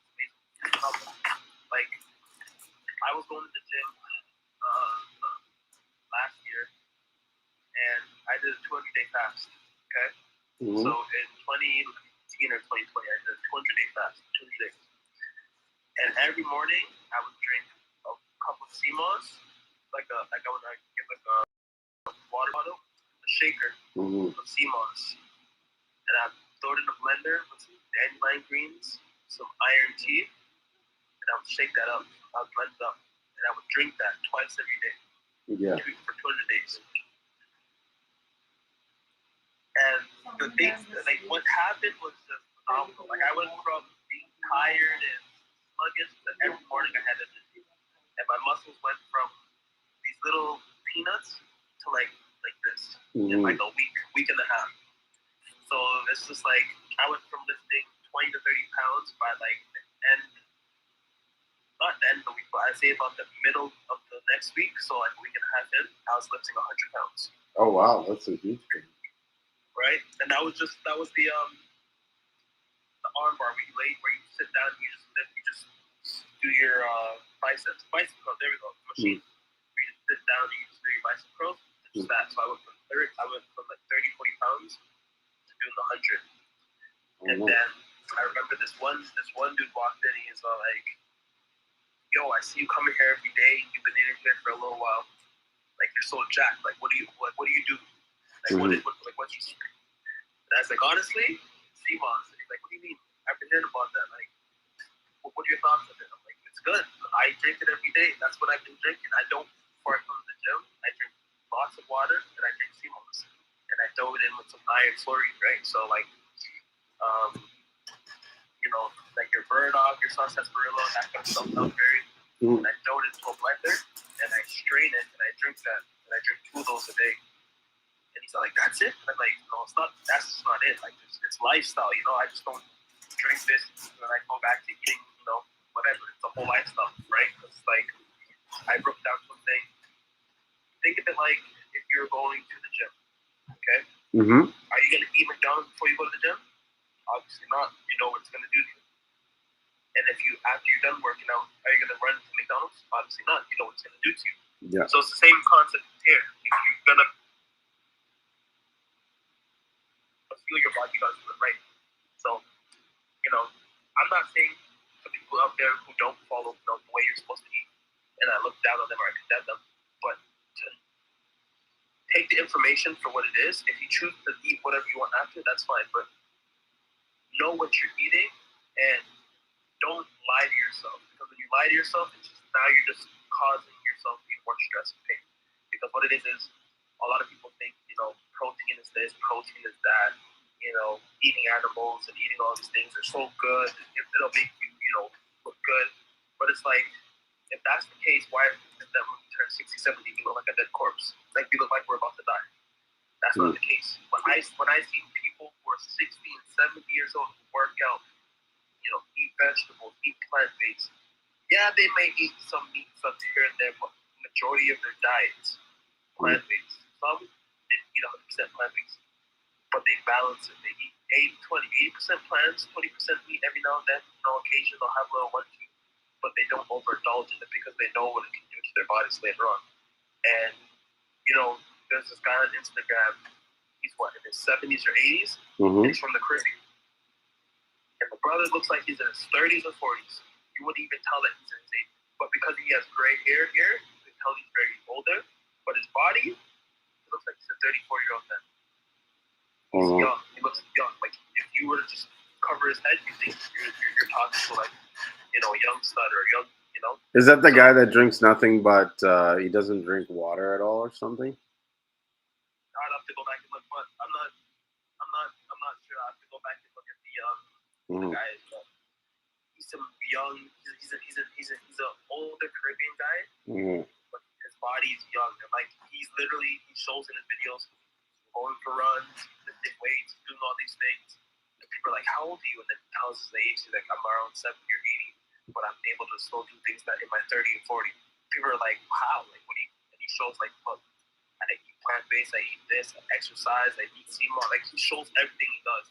And people are like, "Well, do you eat meat or anything?" He's like, he doesn't, but he sort of weaned himself out from it because he knew what it was doing to his body over time.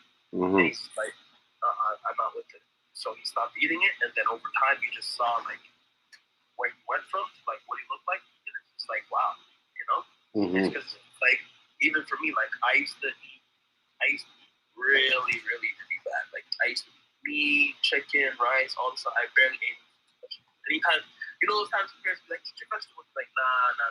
Yeah. Don't want to eat them, right? But it's like, it's the best. Even though we may not like it, it's really, really good for us because it fuels our body, right? So again, we're 80% water. Our diet should be 80% water. But what is it mostly of? 80% solid. So the solid now gets what? Stuck in your intestines. And then that's where you get bloating. And then that's where you get, the people who are big and their bellies just start to pop out. And then they're wondering why they have disease. It's because that food is stuck inside of you. It's not coming out. Yeah. Think of it like a toilet. And they're not hydrating enough to like wash it out. Exactly. Yeah. So now all that food gets stuck in there and it ferments and it cooks and it stays there. Right? Think of it like what do you call it? Think of it like a gutter on your think of it like a gutter. Okay, your house has a gutter, trees fall down there, leaves fall, all this stuff. Whole year you do nothing, you just leave it there. Every year it just keeps piling up, until what happens? Eventually it breaks. And then now you have to fix the whole thing. Why? Because you never maintained it, you never cleaned it out. So now, because you're not taking care of your body, you're not maintaining it, it breaks down. And then it becomes cancerous. Now you're getting all these diseases coming to you. It's the same concept. Yeah. Our bodies are like cars. If you wouldn't mistreat your car, why would you mistreat your body? Yeah. But because we're so used to eating all these things, when we're young, our parents tell us, "Oh, it's okay. Eat it. And the baby's like, no. And you're like, eat it now or you're not getting it from the table. So now your parents are conditioning you to keep on eating stuff that they eat, right? And then they wonder why their kids are acting restless and this and that. It's because of the food, right? The kids in school, ADHD, what are they mostly eating at lunch? Sugar. What do you think is going to happen if somebody eats a bunch of sugar? They're not going to want to sit still. Yeah, right? A lot of energy and stuff like that. Exactly. And then even the sugar, right? It messes with your brain, so it causes anxiety, causes nervousness, causes restlessness, causes all these brain problems. And then they're wondering why their kids are, why is my kid, causing trouble in school? because he's eating a ton of garbage and he's eating poison, so it's messing with him. And his body's literally trying to shake him up and wake him up. Anytime, so say for example, you're falling asleep, you're having a dream, you're about to wake up. Okay? You're about to wake up, and you know when you get that shock, you're like, oh my gosh, and you wake up. So suddenly, that means your heart was about to stop, you're about to die. So your body had to wake you up. So it shocks you. That's where they got the defibrillator idea from. When the body goes into shock, it wakes you up, right? So it's the same thing when you're eating all these foods now. Your body's showing you signs, like causing you restlessness, causing you anxiety. It's showing you the signs, right? Yeah. But then we're not trained to see that, so we just think it's normal. Oh, it's normal to have disease. It's normal to be sick. Mm-hmm. No, it's not. No, these are indicators. Why would you be happy with the disease? And then when you tell people it's not normal, they're like, yeah, it is. Humans don't always have disease. It's okay. It's not okay. It's not okay. That's like me saying,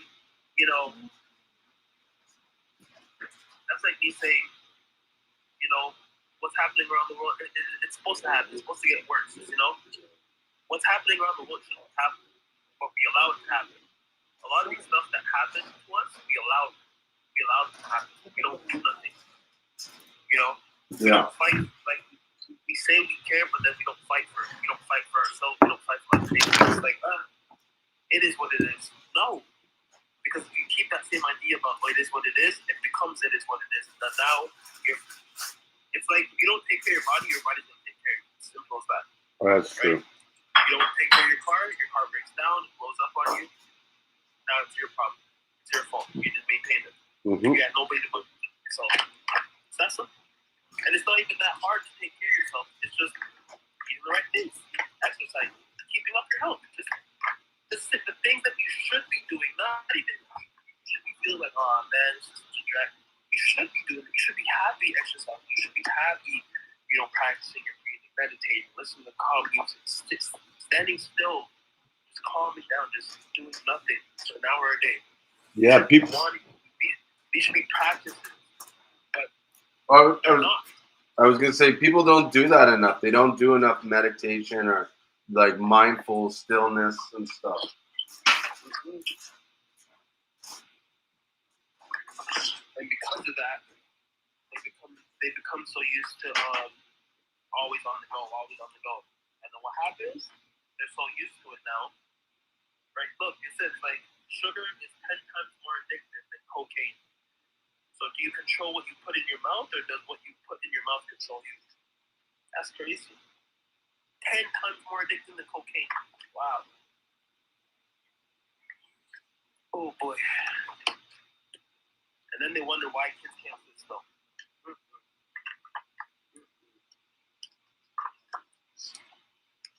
Where's the Seamoss thing? I want to show you guys this. One second.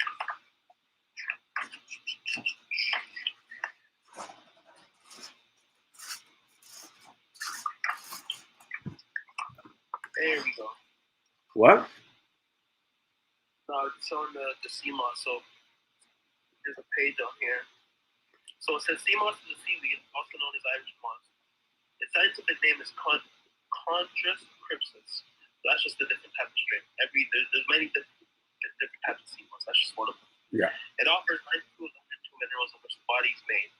Use it for your bones, your brain, your muscle, your thyroid, your glands, bad breath, pulmonary, respiratory illnesses. You can even use it to brush your teeth.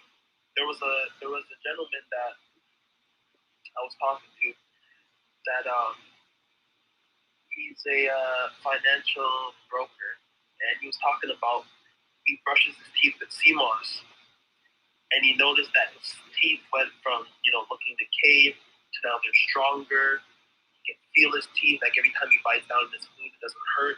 Mm-hmm. So his teeth went from feeling weak and out of style and about to fall off, but now they're strong. Why is that? It's high in calcium. Mm-hmm. So it's good for your bones. So your teeth have bones, it's good for your bones. Mm-hmm. Brush your teeth with them. Mix some water, brush your teeth with them. Right? Or what I do is I get I mix I mix bladderwrack, yeah, and sea moss, and I mix some iron with this like sun sarsaparilla and burdock. and then I mix that up, and then I would brush my teeth with it, and then I would get the tea or the iron chlorine, right? So I said the burdock that would wash my mouth. But these are people would be like, oh, this is so weird, like what? But then if they give me about the Listerine and all this stuff, you just chug it quickly and just wash it mouth, knowing that that's literally you're literally putting your mouth floor cleaner. That's what Listerine is, floor cleaning. If you look on the back, what it says, and you look at the ingredients, they tell you this is what they use for floor cleaning. Really? I never knew that. Everything tells you on the back. Let me think. When you look at something,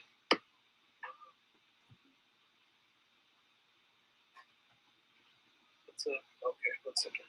So, for example, this. So you see how this water is right here, right? It's water.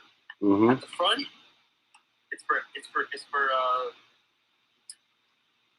information. It's not information, but it's just for entertainment. Presentation. Oh my God, fire water, natural spring. Oh, it must be good. Well, let's look at the back. Let's look at the information. Let's take a look at it. You know, like do your diligence. Look at this. Oh, are there minerals? What's the ingredients? Like, you know, and then look it up in Google what these are, and then from there you'll know what you're drinking. You'll know what you're eating. Literally, that's all you gotta do. So if you're gonna go and put Listerine in your mouth, oh, well, what's Listerine? Let me look at the ingredients. Oh, well, what do the ingredients say that I shouldn't be putting this in my mouth? It's not good for me. And they use it for floor cleaning. So why would you then put it in your mouth? Why would you do that to yourself? You're killing yourself. You're damaging your brain. And then what do they say? They're like, oh, you know what? Yeah, it's okay though, because you know.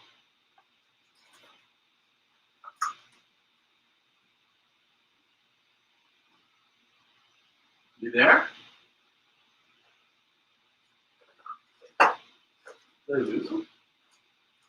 Well, just stop talking. I know. I think something happened. He got disconnected. But then I think he got jumped off, and now I got to add him again.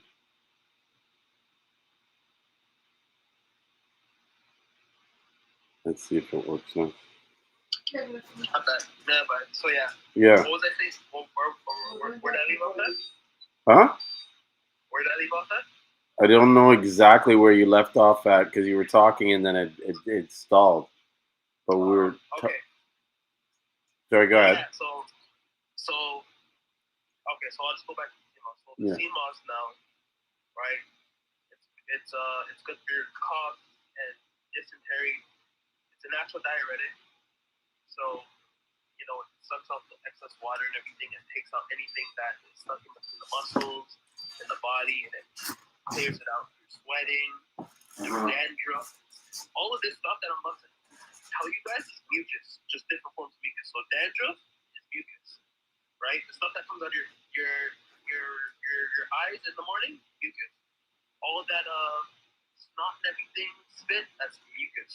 It's just all coming out in different forms, right? So it's a natural diuretic.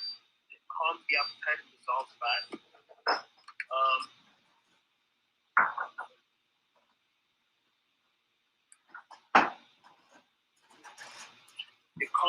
It's a natural diuretic. It calms the body. It calms the appetite. So say if you're hungry, you get those cravings. It calms your cravings. Right? That for sure. I noticed. Like my cravings aren't as wild when I'm taking Seamoss as opposed to when not. Exactly. It calms. So it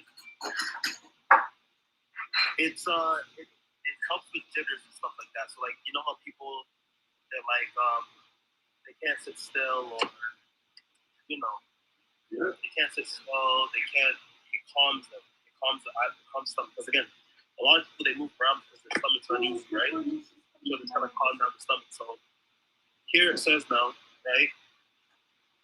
Right here it says calming the appetite and dissolving fat. You can also, where is it? You can also use it to regulate the bowels, remove ulcers, improve skin, heal the kidneys, regulate the heart, and reverse obesity. Seamoss is so powerful that it can bind radioactivity. So you could say that Seamoss is nature's version of chemotherapy. Hold on, what? Hold on, let me read that again. I don't think you heard me. It's nature's version of chemotherapy? Yes, sir. Seamoss is so powerful that it can bind radioactivity. So you can say that Seamoss is nature's version of chemotherapy. Let me tell you a story. The battle of so during the war on Pearl Harbor, when Japan bombed America's Pearl Harbor, right? And they dropped the atomic bomb on Japan at Hiroshima. Mm. People, guess what they were drinking after the radioactivity hit? Seamoss? That's right. Look it up. Well, I think iodine, if I'm not mistaken, is something that helps bind radioactive material. Because the steam. Yeah, go ahead. No, I was gonna say because when you when you those people that live near Pickering, the Pickering Power Station, they have to take iodine pills to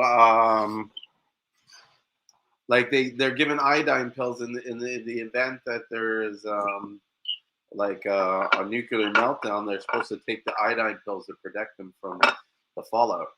Yeah, exactly. You see, but what did the Japanese do? They went to the sea and they took the sea moss and they drank it. Mm-hmm. That's why they didn't die. That's why all that radioactivity in the area, it didn't kill them because they began drinking the sea moss. The sea moss protects you against radioactivity.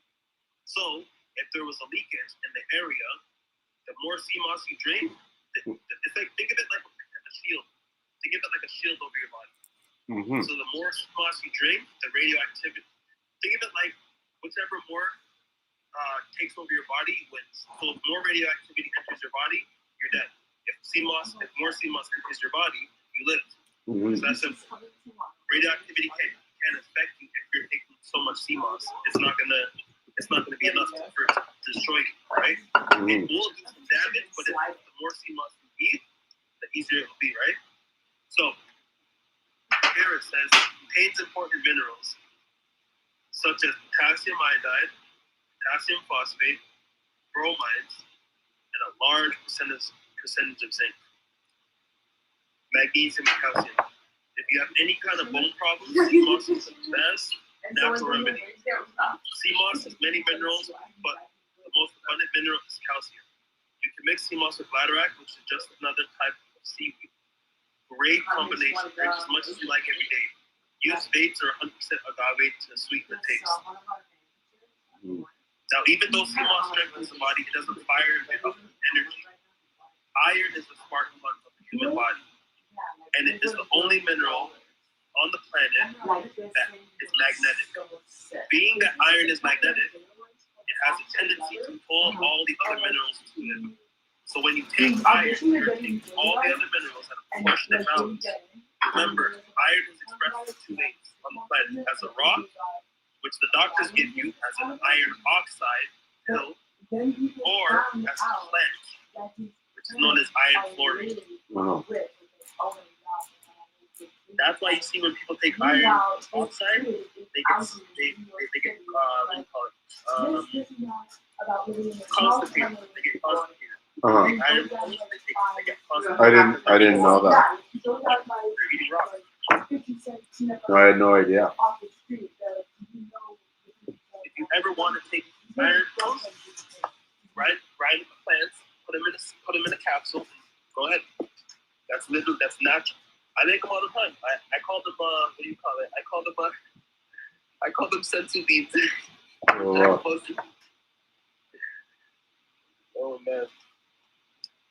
So here it says,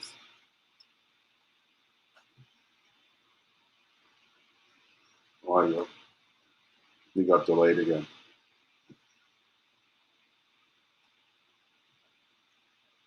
Let's see if he comes back. Good old Jermaine. alkaline.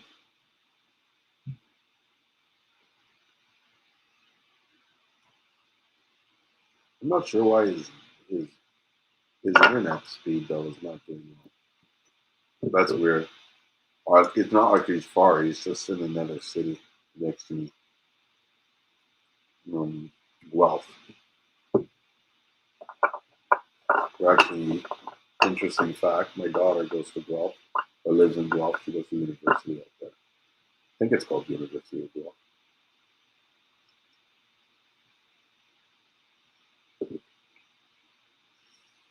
But let's see if he comes back.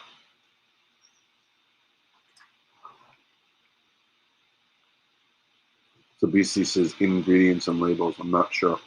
But Khaled earlier asked a question. He says, "You think that the Asians will eventually invade and totally take over the Seamoss world?" Yep. I think they're already started. I think they're slowly making their move. I think that and I mean, credit goes to Ricky from Ocean Gold Seamoss or Gold Seamoss. He like sort of called it out first, and I never noticed it until he mentioned it. Well, there's in fact a lot of companies now that are starting to sell certain products, and these products are being sourced from Asian countries, like the gummies, like the powders, and stuff like that. And if you do some research on the products that are on the market, you get to see the similar graphics and type design and stuff that would be consistent with a company that's rebranding or reselling their products. And they have the money and the machines and the resources to package it and make it all professional. I mean, just look at that product, Nautica. You know what I mean? That stuff is like, I don't know. Shouldn't talk because I haven't tried it. But in my view, looking at it, seeing the way it's packaged, the way it's sort of presented and stuff, that can't be real CMOS. Or if it's CMOS, it's like highly altered CMOS. I mean, I don't know how any other way you keep it safe or self-stable for so long, unless there's something done to it. So, yeah, I mean, they're coming. They're already here.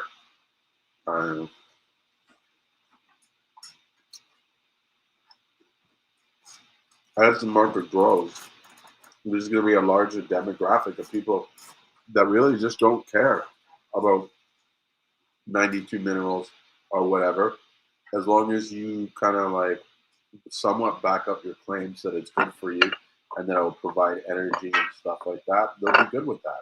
Look at the garbage they're already putting in themselves. You know, they don't care if everything's all pure and stuff like that, or that it's got no stabilizers and gums and stuff. If that was the case, none of these products would be selling already. Can I help you, my son? Dog wants left there again.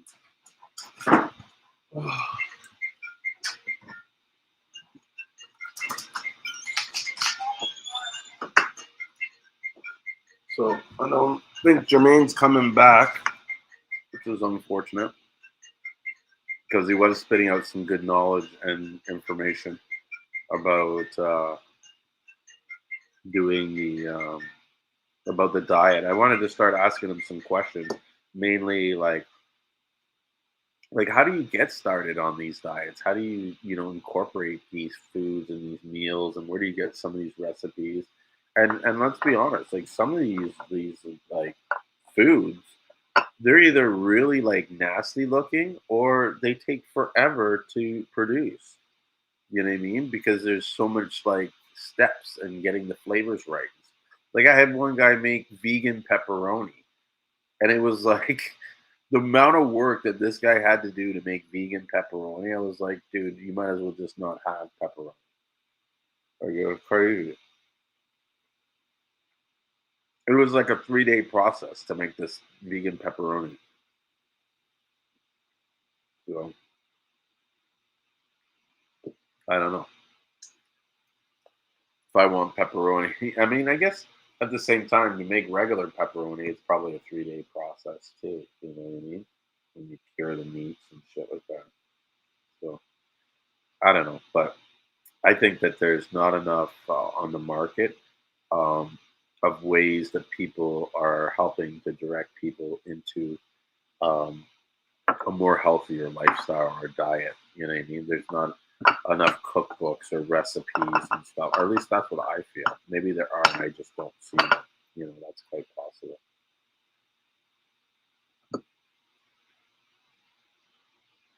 We shall see. Is there anybody messaging me?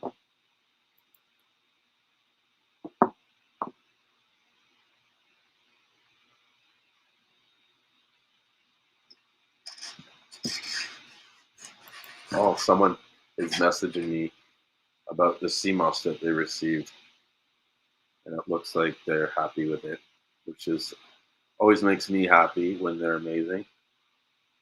So the beauty has been delivered today. Whoa, amazing. I'm going to put a smiling face.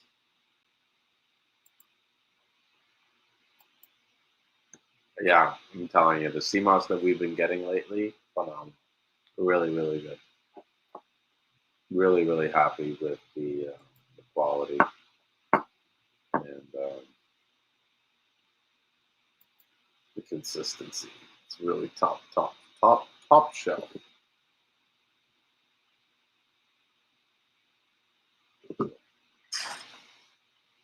Wow, it's 12:30 already. Time flies, you know. I don't know how long I'm going to do the live stream tonight for. I think maybe unless we get any significant guests, I might cut it around 12:45 or so. I've been doing them too late. 5 in the morning is just too much for me. Or it ruins my day for the next day. So it's not good at all.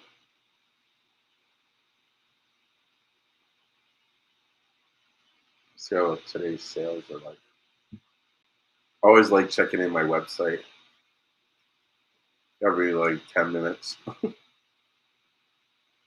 to see how much sales happen.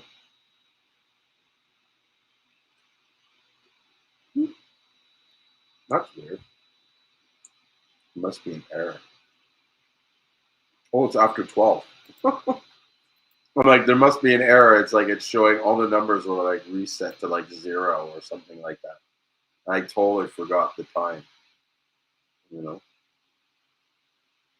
But what's good is it's already 12 and there's 2 visitors on the site right now. I'm telling you, at the end of the day, it really comes down to how do you direct traffic to your website.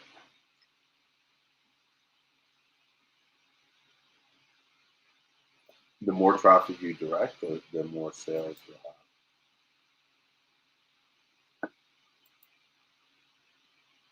And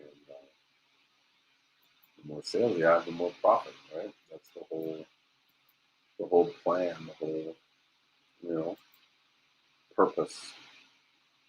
That's, what happened to Macau? He never jumped in today. Thought he was going to come in and grace us with some knowledge, which would have, would have been cool.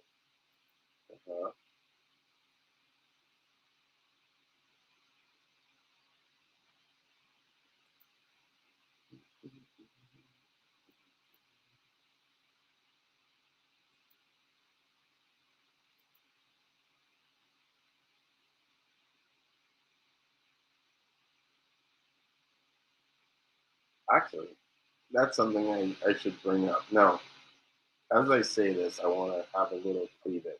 Okay, for all I know, I could be wrong, and what I'm saying is going to be a mistake. But I think it's important that people do,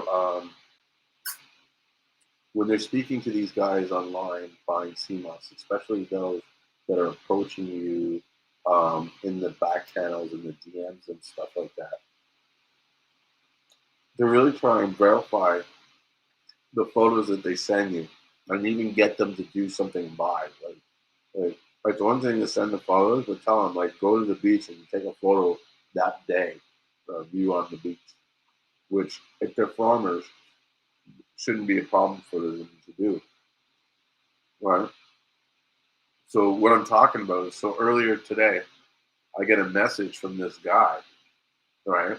And he's, oh, I don't know how long my dog's been out here. Darn music. So I got a message from this guy who's a Seamoss farmer, or so he says he's a Seamoss farmer. He's looking to sell Seamoss, and he sends me this picture, right? And it's a picture of the Seamoss and stuff. But what's funny is the picture is my photo, like, you know what I mean. So I'm like, right away, I'm kind of like, okay, like, do you know so and so? And he didn't really answer me, right? And then I'm like, where did you get this photo from? You know?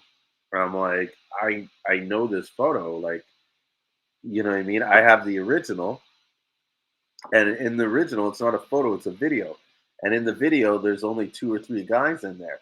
So I'm like, I sent him the video. I'm like, this is the original video from when that photo took, and I don't see you in this video. So, like, are you like? Because I'm like, are you sure this is your stuff? You know, It's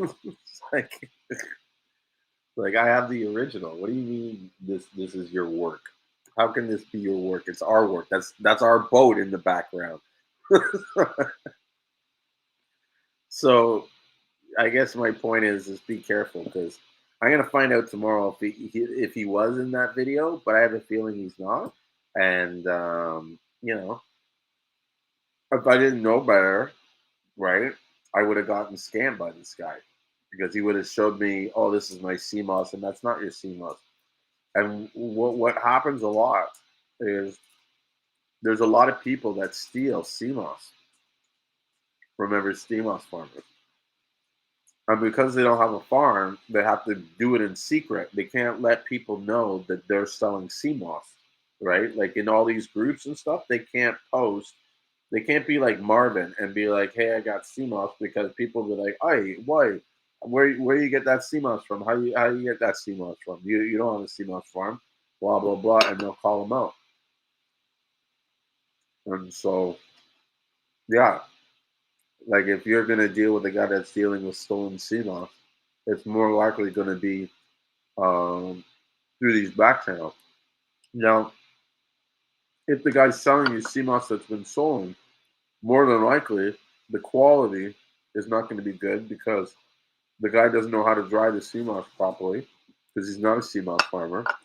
And then two, the likelihood of him ripping you off, because look, he ripped the CMOS off. What's stopping him from ripping you off? It was huge. And so, I don't know. I think if you're going to start dealing with someone new, someone you're not familiar with, I'm not saying don't deal with them, because there's a lot. I mean, a lot. Majority of the people, especially from St. Lucia, that are selling CMOS are trustworthy. But keep your eyes open for signs that indicate that this person doesn't have their own farm, and that they could possibly be um,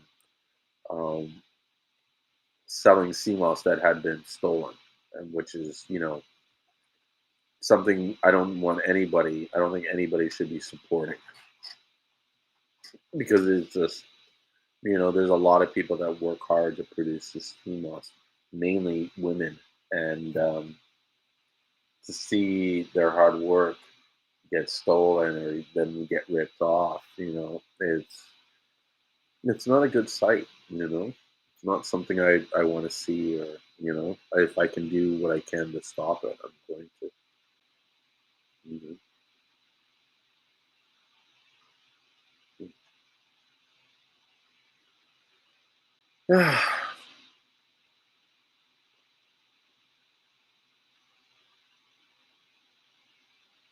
Hmm. When you have these like little pauses, you don't know what to say, or what should we talk about next?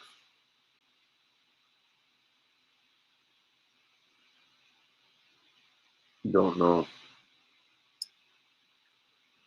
See what's up to some of these people in the room. Yeah, it was too bad that Jermaine got disconnected when he did, because I would have liked to pick his brain more.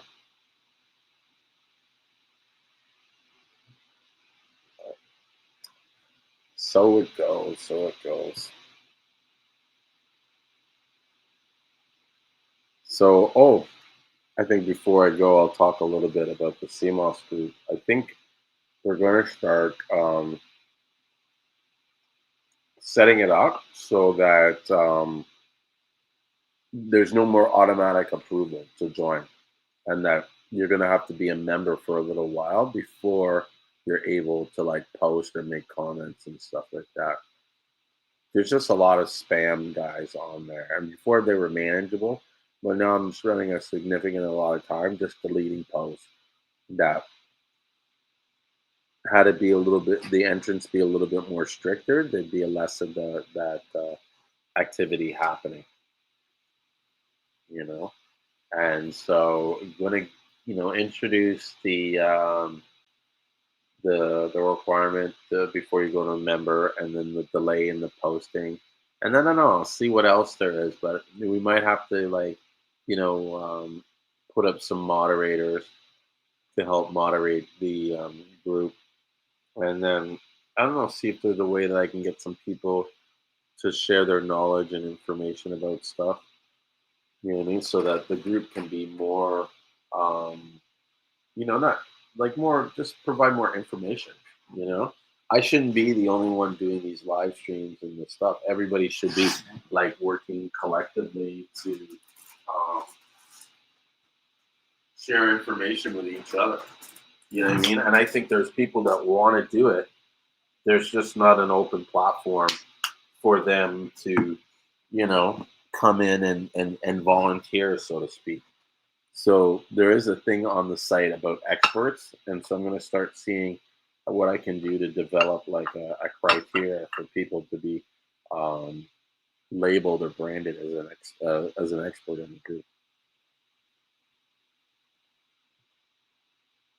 Actually, I think that would be a really cool thing. It's like, it'll be something where you have like an interview and you meet with me and I'll talk to you for a few minutes just to make sure that you understand CMOS and different parts of CMOS, and that your views are unbiased and no judgmental and stuff like that. I think they're really, really cool for the group, having people that you can look to and know that they're designated as group experts, and they're willing to provide like fair information and stuff like that. So that's something I'll work on. And still want to do the raffle, working out the finer details on that. And I think with the raffle, how it's going to be, it'll be something like $5 a ticket. You know what I mean? Maybe 3 for 10. And then we'll run it all of March, and then have announce the prize winner towards the end of March, first week of April. Because I want to make sure that there's enough time for people to buy in and buy tickets so that they can spread it. And because the key is I need as many people as I can to buy tickets in order to raise enough money so that we can make a significant contribution into helping people. And I mean, people don't realize how tough it is for some of these people in their lives. This evening, before I started the live, I watched on the news, because I periodically watch the news in St. Lucia, and I watched on the news where this family was cooking and getting ready to start their day, and the whole house collapsed. And the house collapsed, and it was gone. That was it. There was just debris all over the place. plywood structure had broken apart. Um, all their personal belongings were all over the place. The guy was telling the story about how, like, the TV had fallen under, like, his stepfather, and you know what I mean. Like, imagine being in a house and the whole house just caved. The refrigerator falls on you, and so you know how painful that could be. And so they have nothing. They had no means to fix the house, because the house, like, yeah, it needed fixing for a long time, but they just weren't in that position. And part of the news article was just about talking about the need that we have to make sure that there's organizations or systems in place to help people that get into this situation. Because what's going to happen tonight if it rains, which it probably will? It rains like almost every day in St. Lucia, and they're out in the rain and the cold, and they don't have. What if they don't have someone to stay with? You know, these are serious problems that they deal with and face. So I'd like to use some of this money that's generated from this raffle to be able to touch people's lives like that.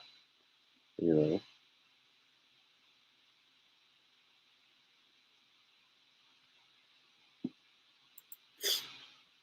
so that's, I think, one of the beneficiaries is going to be from doing this raffle.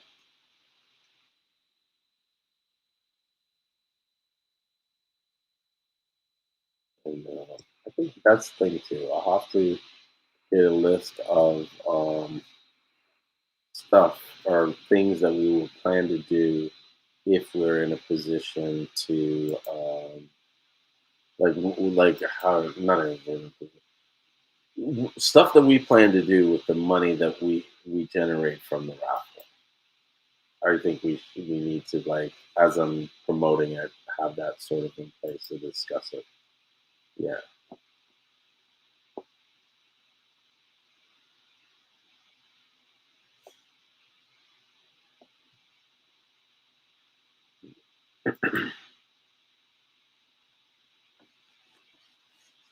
Well, it's 12:37.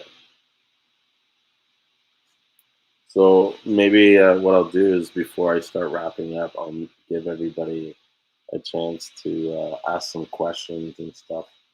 I've actually been craving some ice cream while I'm doing all this, and I didn't. I'm gonna put some of the ice cream out so I can make some before I go to bed. I gotta get on these. Like, I've been doing a lot of this food craving stuff, and I think it's partly because I stopped taking Seamoss for a few days. I need to make some more. Got caught without any Seamoss, you know how it can be sometimes.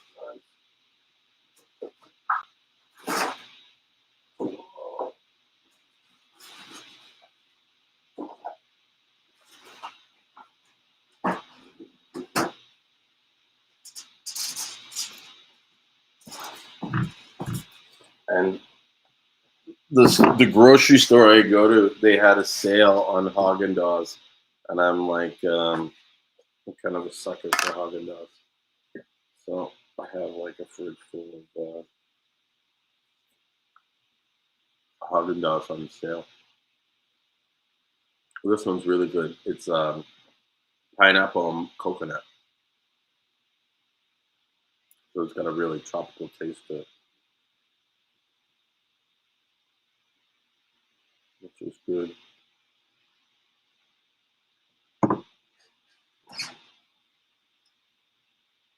And interesting. I should look at the ingredients. It's not bad. Cream, concentrated scaled milk, sugar, pineapple, liquid egg yolk, water, rum, natural flavor. That's interesting. You put rum in it.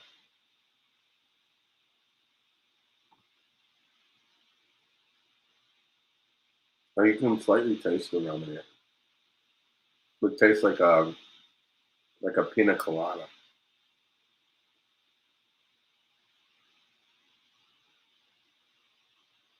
I'm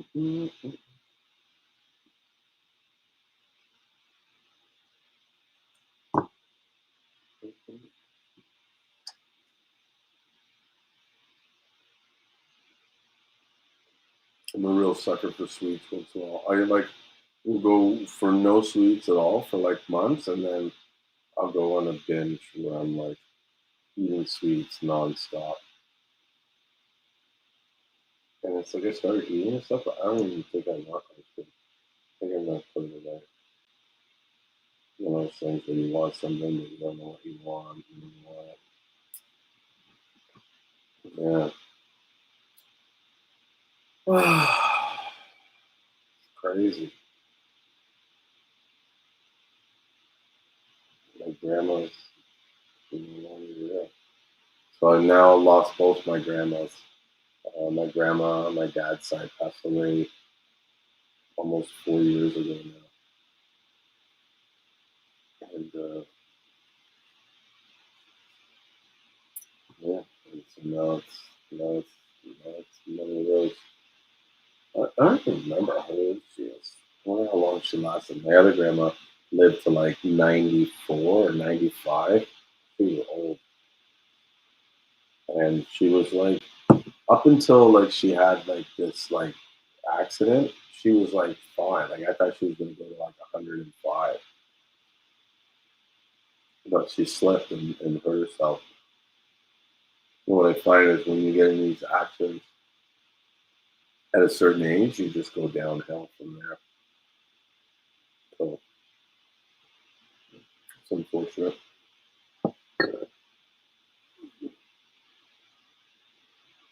So unfortunate. Something's like making me think like I should check the Facebook Live page just to see if anybody is commenting on. Because one time we had the live stream, but it wasn't until after it was over that I realized all these people had been commenting.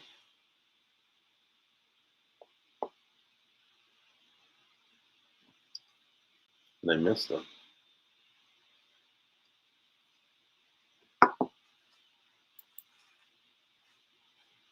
So let me check and see if there's any comments before I leave.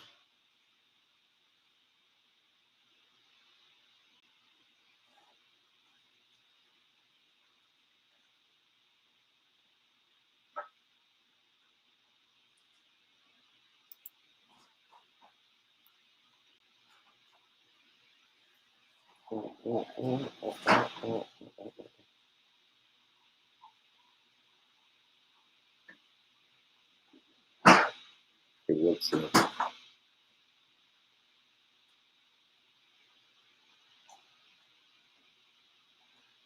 Some of these things are. 10K hợp lệ. Anh chị Dư Khánh đặt trúng mức giá lên sao rồi? Yeah, I gotta take this off. This is. Nhảy cao hơn 510K hợp lệ khi nào quý chị ơi? 15 giây cuối cùng. 15, 14, 13. I don't know what that was. But it wasn't Seamoss, so it's got to go.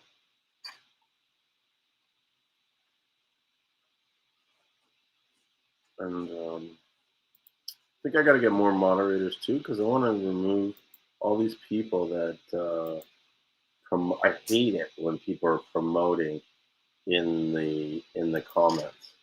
Like someone else has put a post in, they're trying to promote their business, and then someone's trying to sell their Seamoss in the post with others. It's like no, you know. So the audio is off. Oh, can't make it his the audio is kind of off. Hello?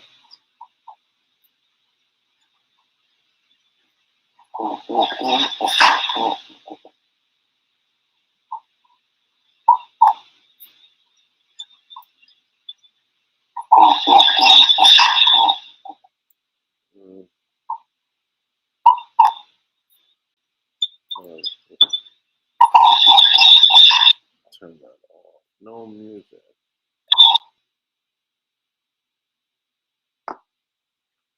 Well, I think I'm gonna wrap it up and call it a night, and that way I can get some sleep and get up early, and yeah, I could go on and try and get more of these orders out, and not only get the orders out, but work on some advertising. I think I need to do, and get some more sales. I need to. I need to sell more Seamoss. So if you're looking to buy Seamoss and you've hesitated from buying Seamoss from us, for whatever reason, give me a shout and let's see if there's a way we can work out something to help earn your business and get you on board with the St. Lucian Seamoss team. Show you some impressive Seamoss that will get you excited.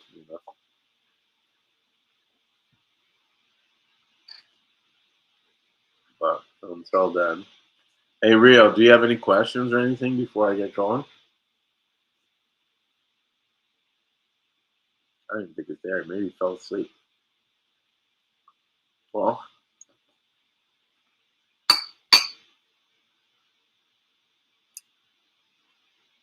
I think I need to get some sleep too.